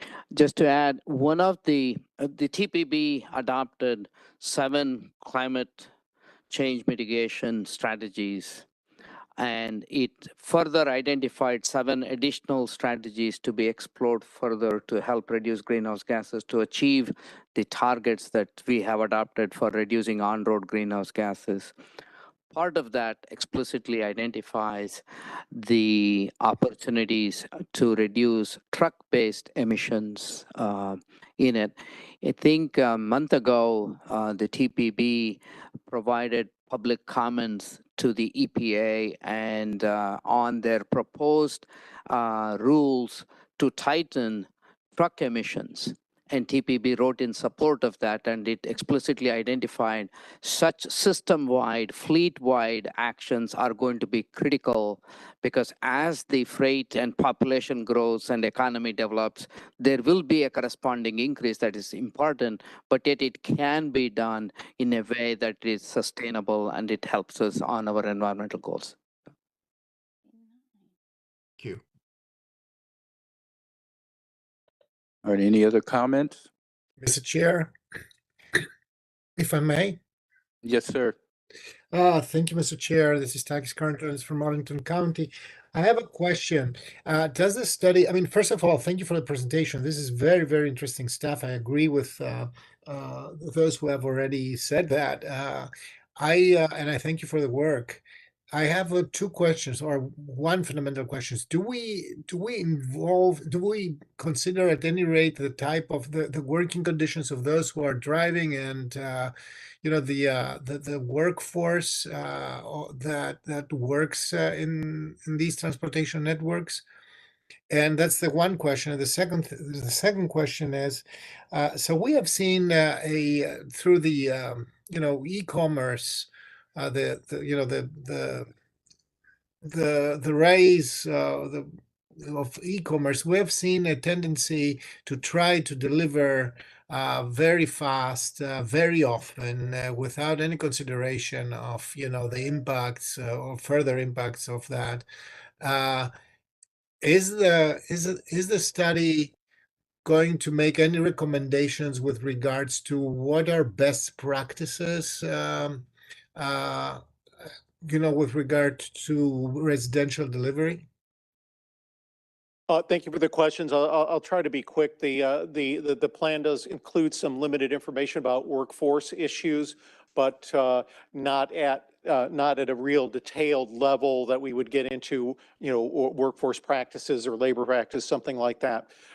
In terms of the best practices, we do recommend the use of best practices, but the plan itself does not have a lot of detail on what best practices those might be, because they might vary by jurisdiction of what your urban form is. But we can certainly take another look at that and see if there's some additional information that we can include. I'm just telling you that we have some anecdotal input from time to time that there are streets in Arlington County that get like 4 or 5 or 6 visits of local delivery, and this is enormously inefficient, as you can imagine. I just encourage you to look at the workforce and at the conditions there, because this has a lot to do with the logistical systems of those who are moving freight around. This is among the most important cost factors, and also one of the most important efficiency parameters of the system. I found it amazing that during the pandemic we had such a huge increase in demand. Practically there was no no supply of workforce, and now we have the opposite situation. I find it really interesting to have I mean, for me, it would be very helpful to have a measure to understand how the overall business model of logistics evolves. Thank you.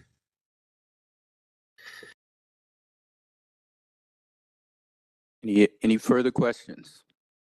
Thank you, Mr. Meeks. The next item on the agenda is enhanced mobility grant solicitation.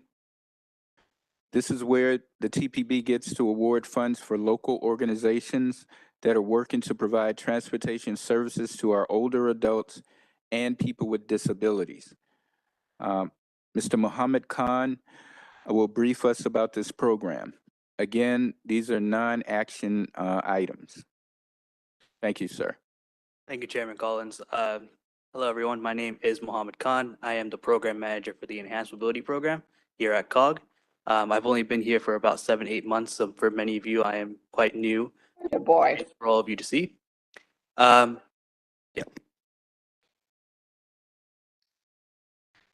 So I'm here in front of all of you today to kind of let you know about a new solicitation that we have coming up for for the new Enhanced Mobility Round 6 of round of funding that we have. So we usually get about 30 different projects every single solicitation.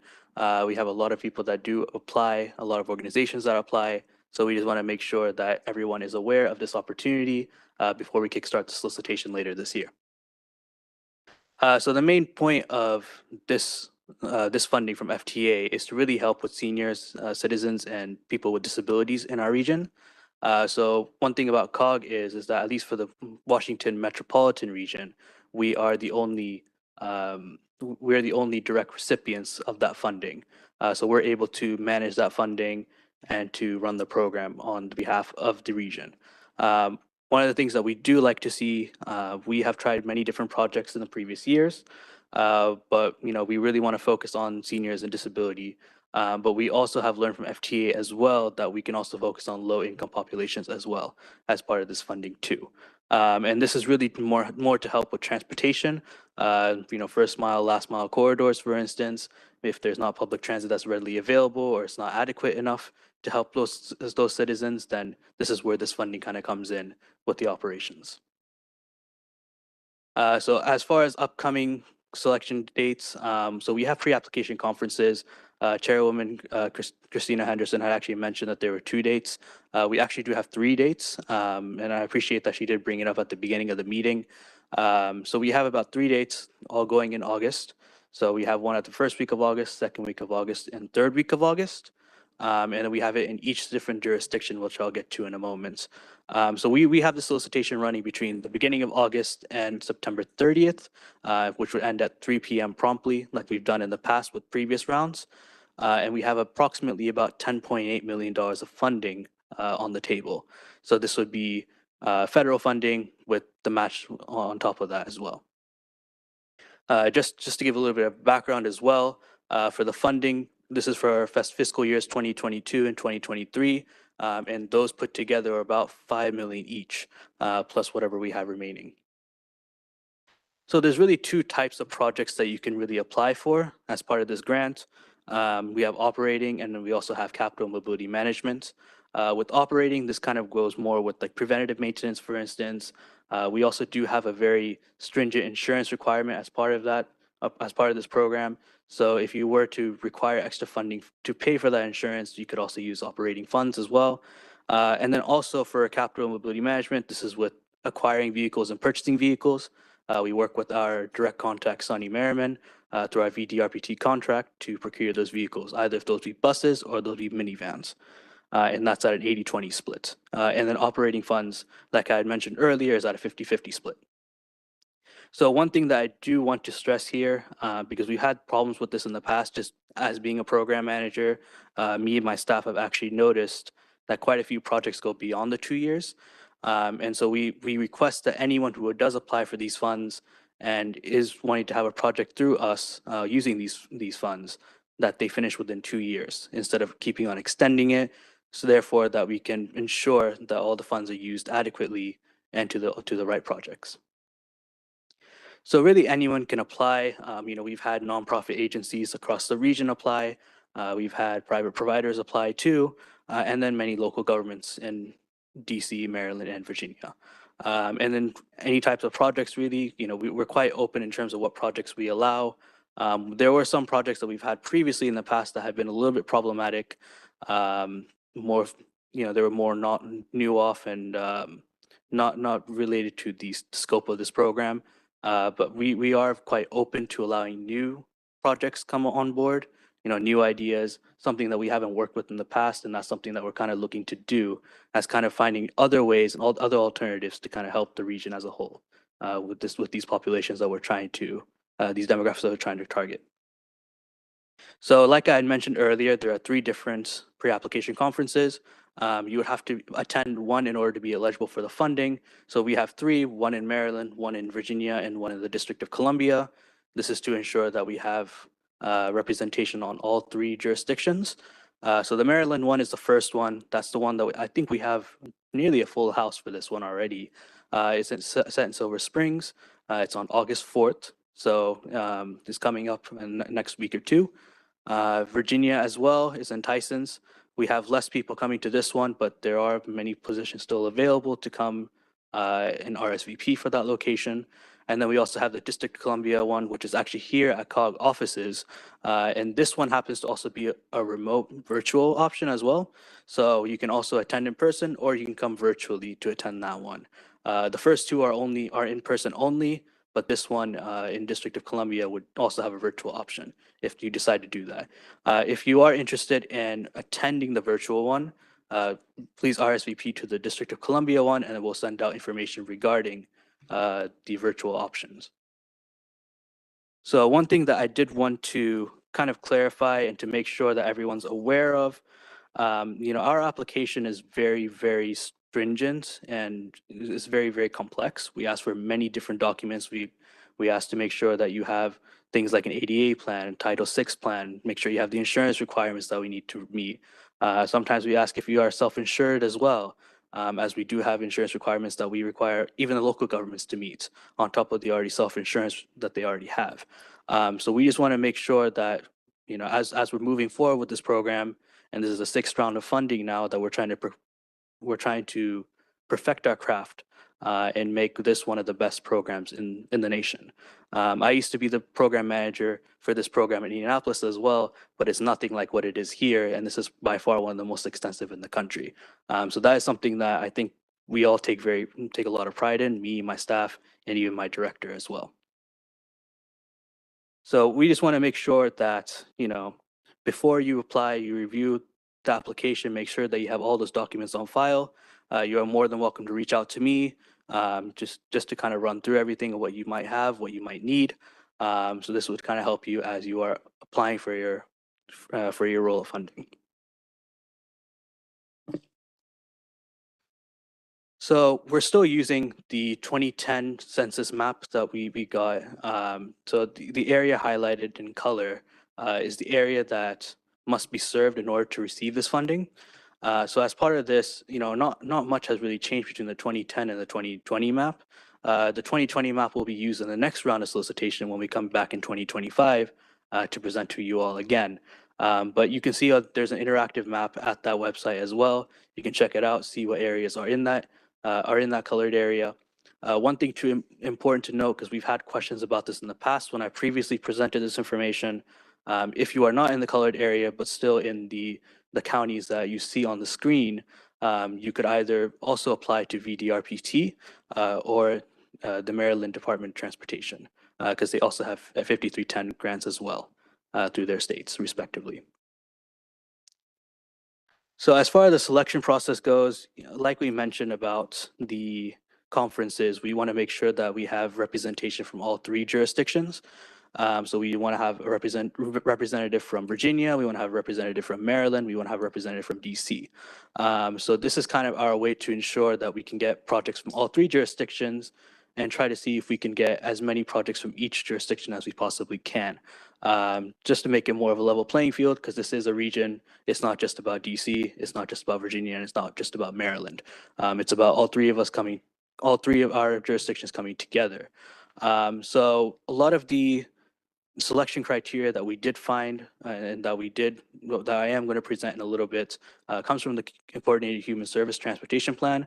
We just updated that in 2023, and also from our AFA committee from our meeting back in June 26th. So as far as schedule is concerned, we have a target date. Just to kind of preface you a little bit, our application timeline is between August and September, and then we give the selection committee between October and November to kind of come to those conclusions as to which projects we choose, which projects we recommend. And then on December 20th, when this group reconvenes, we're going to bring the recommendations in front of you for approval. And that's where we believe that from there, we can start the round 6 and officially apply for funding and get that sorted and started. So the selection process that we had, this has not really changed since last time. So we want coordination among agencies, responsiveness to our coordinated plan that we just updated in 2023. Capacity to manage an FTA grant. This is something that we've come across as well, especially running this program, me and my staff. We've had issues where financially they weren't able to kind of meet the requirements that we're asking for in terms of financials, accounting, having the softwares in place to make sure that they stay on target with their projects, with their budgets. So we just want to make sure that that's kind of the way that we roll as we move forward. As you know, we have about 140 different projects under this grant right now. So it is a lot on us as well to maintain this program from day to day. And then there's also the project feasibility aspect of it too. We don't want you guys to go, we don't want our applicants to, go above and beyond, because we do have that 2-year kind of requirement that we're wanting to kind of stick under. So we wouldn't want any projects that may take years and years, because that funding could be better used elsewhere to more effectively provide for our communities. And then we also have regional need and then equity emphasis areas that we do have across the region. We do really want to focus on those kind of principles and aspects too, and then customer focus. As far as priority projects go, these were some priorities that came from the AFA committee earlier this year. This again has not changed since we've had the last enhanced mobility selection in 2021. So mobility management, being able to effectively manage this program, coordinated planning efforts, travel training, door-to-door, increased access to transit stations, increased wheelchair access options in taxis, volunteer driver programs, and tailored transportation services. And all of these, you can kind of see a little bit of a theme that we're trying to really be able to target first mile, last mile corridors, or being able to give or provide transportation options for those that might not be able to take the train or might not be able to take the normal bus. And so this is kind of another option that even the most vulnerable of our citizens in this region are able to access. So we really need everyone's help in order to get the word out.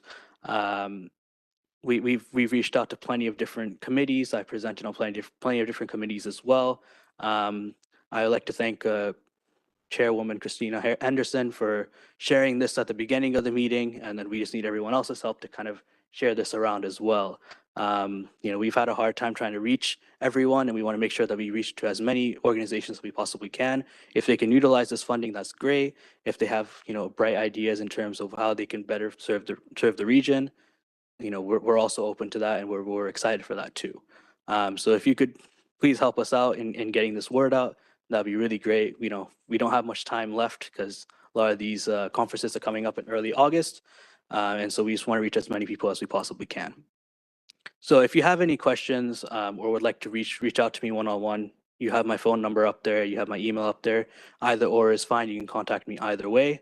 And I thank you again for your time on this committee. And I'm happy to take any questions that anyone might have. First off, any comments from staff? Not, are there any?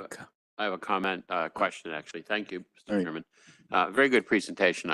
I appreciated the thoroughness and how clear the presentation was. Question for you, though, since equity emphasis areas is important to try to reach people in those areas as well as agencies in those areas, what kind of special outreach do you envision doing to reach organizations, nonprofits, human services organizations in the equity emphasis areas? Yeah, we try to go from all different angles. Our team has been very well situated in the region where we have different connections to those areas, different community leaders that we are in correspondence with. So that's kind of our way of trying to go out into the community and especially to those areas that you're talking about to kind of spread the word a bit. And that's kind of our. So Gary, in addition to reaching out to all the prior applicants, this is the 10th year or so that we've been doing it. So there's more than 100 organizations around the region that we reach out to. In addition, we have all of the TPB committees and the subcommittees, the Access for All Advisory Committee, Community Advisory Committee, TPB Technical Committee. So we have a larger, outside of the Enhanced Mobility Work Group, mailing list that we reach out to.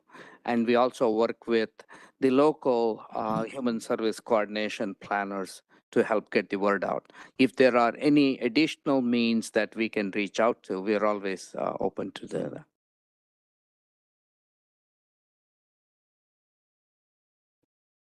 that. As a follow-up to that, since you indicated that it's very difficult for new agencies, perhaps small organizations, to be able to complete the application and meet the requirements, is there anything that you see would be helpful in terms of assisting these new agencies, perhaps smaller agencies, in completing the application? Is there any assistance you can provide new agencies? Yeah, so to kind of answer your first question, because you had a follow-up to it, we also do some marketing in terms of getting to those areas as well. Community Connections, which is the sister partner to this program, has done a lot of marketing in the past and currently as well. And so we have those connections too that we're able to rely on as well, being as part of that department. But more so to your second question now, we have helped. Me personally, I've helped out many organizations that are smaller. They've reached out to me before regarding, making sure that they have the proper documentation when they are coming to apply for EM6. And we've worked with all of them to make sure that they're able to provide those documents. As part of that, our pre-application conferences are really there to help subrecipients the most. That when you are going to apply, and this is the reason why we had at the beginning of August, so that it gives them time to prepare for the application when it's due on September 30th. So this is one way that we're trying to help them ensure that they have all the documentation before they're able to apply. And they know which documentation is there, and that presentation that we do give for the pre-application conferences is a lot more in-depth and in detail in terms of what to expect and what you would need.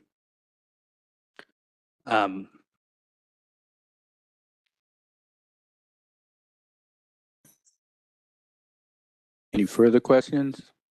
I would like to just say one thing, because at the beginning, I didn't mention this, but we also have a memo that's attached to your packet for this meeting.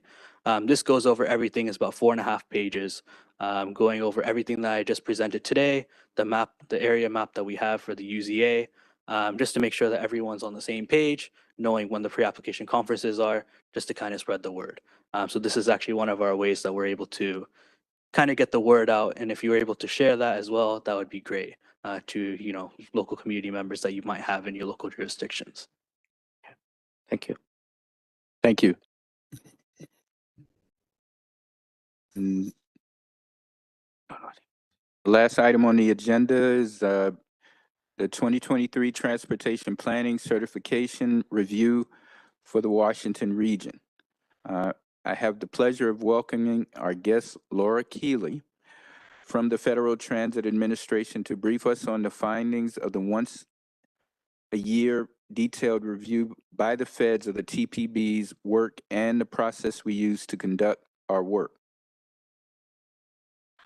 Hi, everyone. I'm Laura Keeley. Hold on one sec, Laura. I just wanted to just introduce you real quick. So I just want to make 3 points before we unleash Laura here. This is a big deal. You guys hear me every year talk about what our federal regulations are, how we can meet them. This is the opportunity. It only happens once every 4 years. A specialized group comes in. They don't even live here. Laura's going to talk about her team. They did an amazing job. If we don't meet these regulations, we don't get federal funding at all for the region. Now, I'm not usually worried about that because people are paying attention and getting their stuff done. But the most exciting part about this review is that it's someone outside of this room that's taking a look at what we do in the context of what is required. We always learn something new. We get some commendations, yay, we're doing a few good things, but like at the end of the day, this is where we get to see how we can do better. So this is always exciting for me. This review team, put your hat on, right? You may or may not live here. There's a handful of them. They're all specialized. This isn't their normal job. They have to read every word of our webpage. They have to read every day. They don't get to sit here like you guys where you get 15 minutes of carefully crafted summaries. These guys all have to go read everything and then come to us with questions. We have a two-day meeting where we go through everything together. We have folks like Gary that came to help our staff. We have Happy Birthday Regina. She came too. VDOT comes, the state DOTs come to help us out. We go through everything. Then the review team goes back and they write 100 pages on what they've learned and what they see just from our products and our processes. So with that, and the final thing I would like to say, I hope after you review this and hear what Laura has to say, that you are as proud as I am of the team, of this, not only the staff, but your practices, your policies. You guys are the ones approving this and reviewing it all the time. We're in this together. And so this isn't just about what staff could put together. This is about your ideas, your priorities. So Laura, please go on. Thank you. Thank you for the introduction. And yeah, you guys, it is a big process. It's an every 4-year thing. And, in the Cliff's Notes version is that you did a great job this year in prepping for it. I'm joined by Dan Koenig, who's our FTA community planner assigned to the DC region and lives in the DC region. And then Sandra Jackson from FHWA. I think I saw her on the line as well. And she's our FHWA division office partner. So yeah, I know that it's a 2 o'clock time and some of you may have a hard cutoff, so I'm going to try and go through this kind of quickly. And the slideshow and the full report are in the meeting packet. So you can always find it there. Next slide, please. So the federal review team consisted of, as I had mentioned, Sandra Jackson from the DC division, Janine Ash, Stephen Miner, and Dr. Janice Harris. FHWA headquarters lent us a hand with Mac Frost. FTA headquarters also lent us a hand with Tonya Holland, Ryan Long, and Meg Young. And then FTA Region 3, we have Dan Koenig, who's our regular planner, and then new planner Mark Wolanski.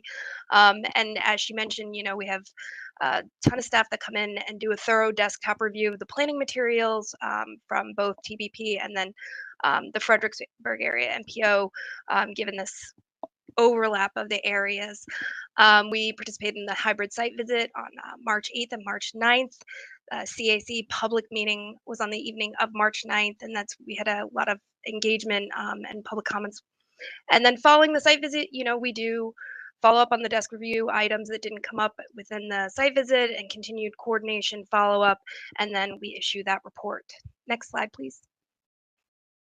So overall, why are we here? Every 4 years, Federal Highway and Federal Transit perform a joint review to certify the transportation planning practices of the MPO in all urbanized areas with a population over 200,000. We refer to those as transportation management areas, TMAs. The Transportation Policy Board is the federally designated MPO for the Washington, D.C., Virginia, Maryland TMA. Part of that includes that North Stafford County, which I mentioned is part of that Fredericksburg MPO planning area. We did evaluate the planning activities within that area and that or within the planning area of the Fredericksburg MPO. The certification review process really just ensures the planning requirements in the TMA are being satisfactorily implemented. While the FAMPO is not a TMA, we did include them, and I wanted to mention that there were no recommendations for them specifically as a result, and it was evident that TBP and FAMPO have been strengthened their coordination with executing a new MOU in 2021. And I think that was a piece of some of the recommendations from the 2019 certification review, and that, we found all 7 recommendations from that 2019 report were satisfactorily addressed. So great job. Next slide, please. So this is just a layout of, the steps.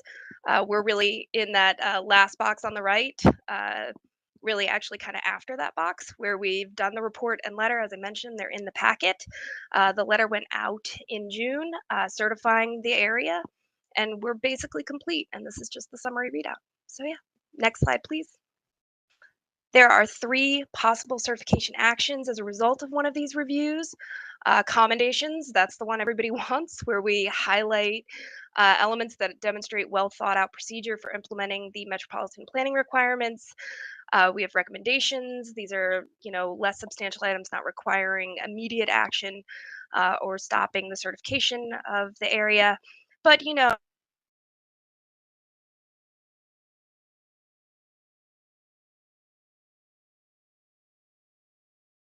Ms. Neely, you might be on mute.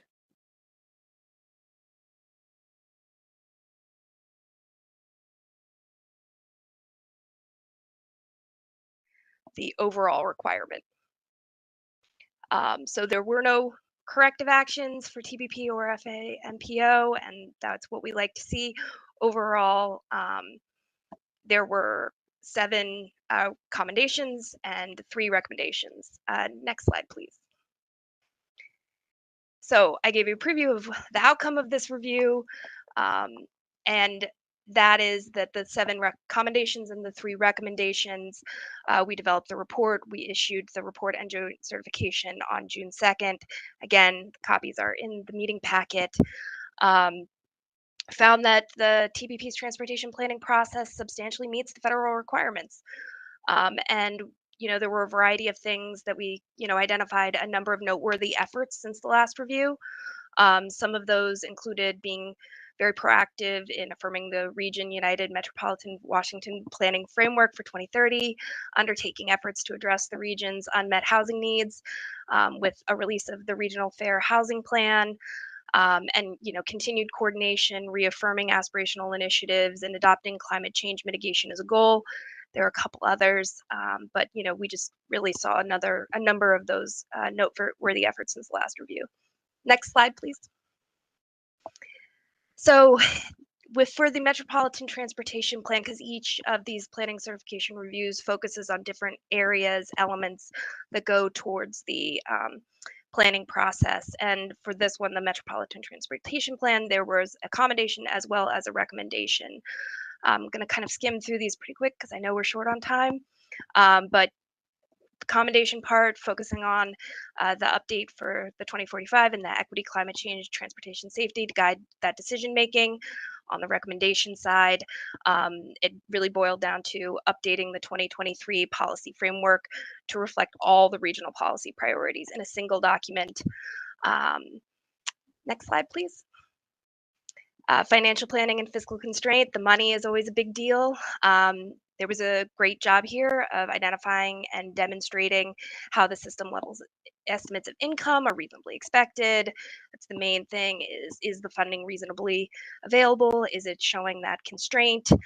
And then the recommendation part, I believe, part of that had to do with updating the process and reevaluating financial assumptions, including the inflation rate, which I believe was set at 2.4%, and evaluating those revenue estimates from the bill funding levels. And I know that's a tough thing these days to estimate the inflation rate. So next slide, please. Additional recommendations included that the TBP should develop an ADA transition plan, and that is, as an MPO, a local public agency, needing an ADA transition plan or program access plan as a requirement, and that FHWA and FTA staff are available to provide technical assistance as needed in preparation of that. Next slide, please. So for additional commendations, just doing a great job in the environmental justice area, really showed the equity framework that goes beyond just analyzing within the long range transportation plan and going into influencing regional efforts.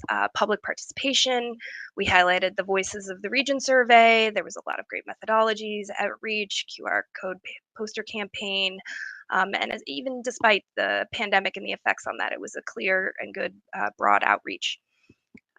Next slide, please.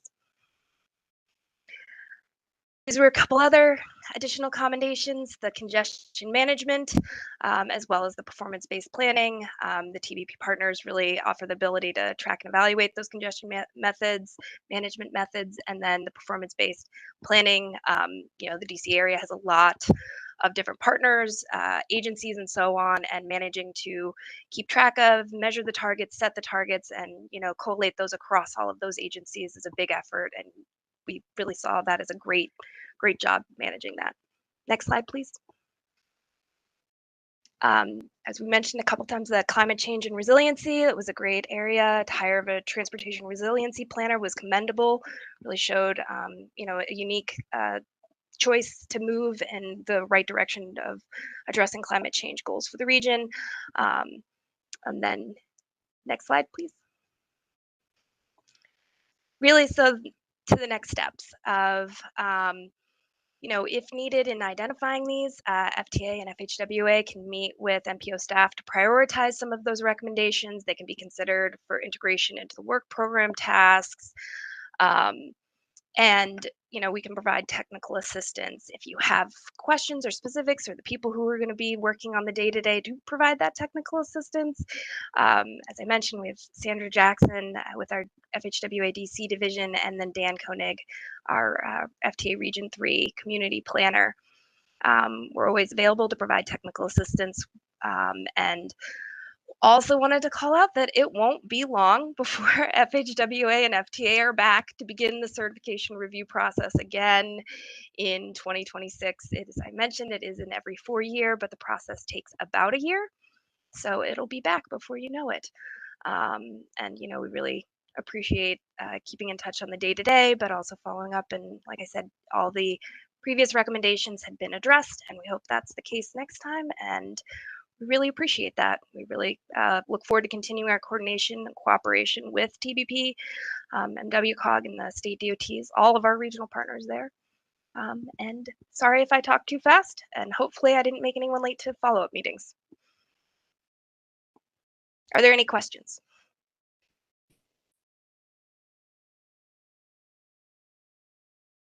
Looking around. There doesn't appear to be any questions, but I'd certainly like to commend the TPB staff for the results of this. I mean, I think it really reflects the professionalism that exists here at TPB and the level of expertise that staff members have here with this outstanding organization. So, I just wanted to personally thank you and congratulate you. So, thank you.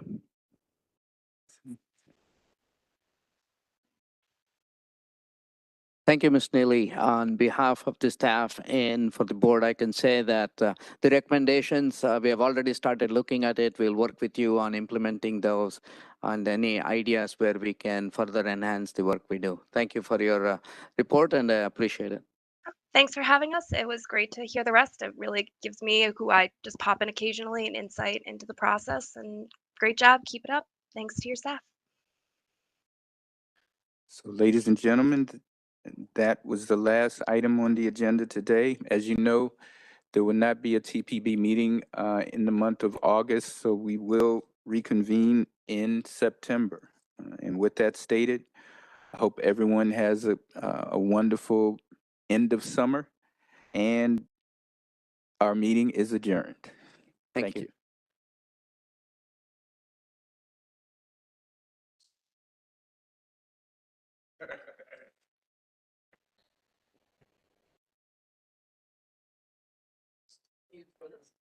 Yes, sir.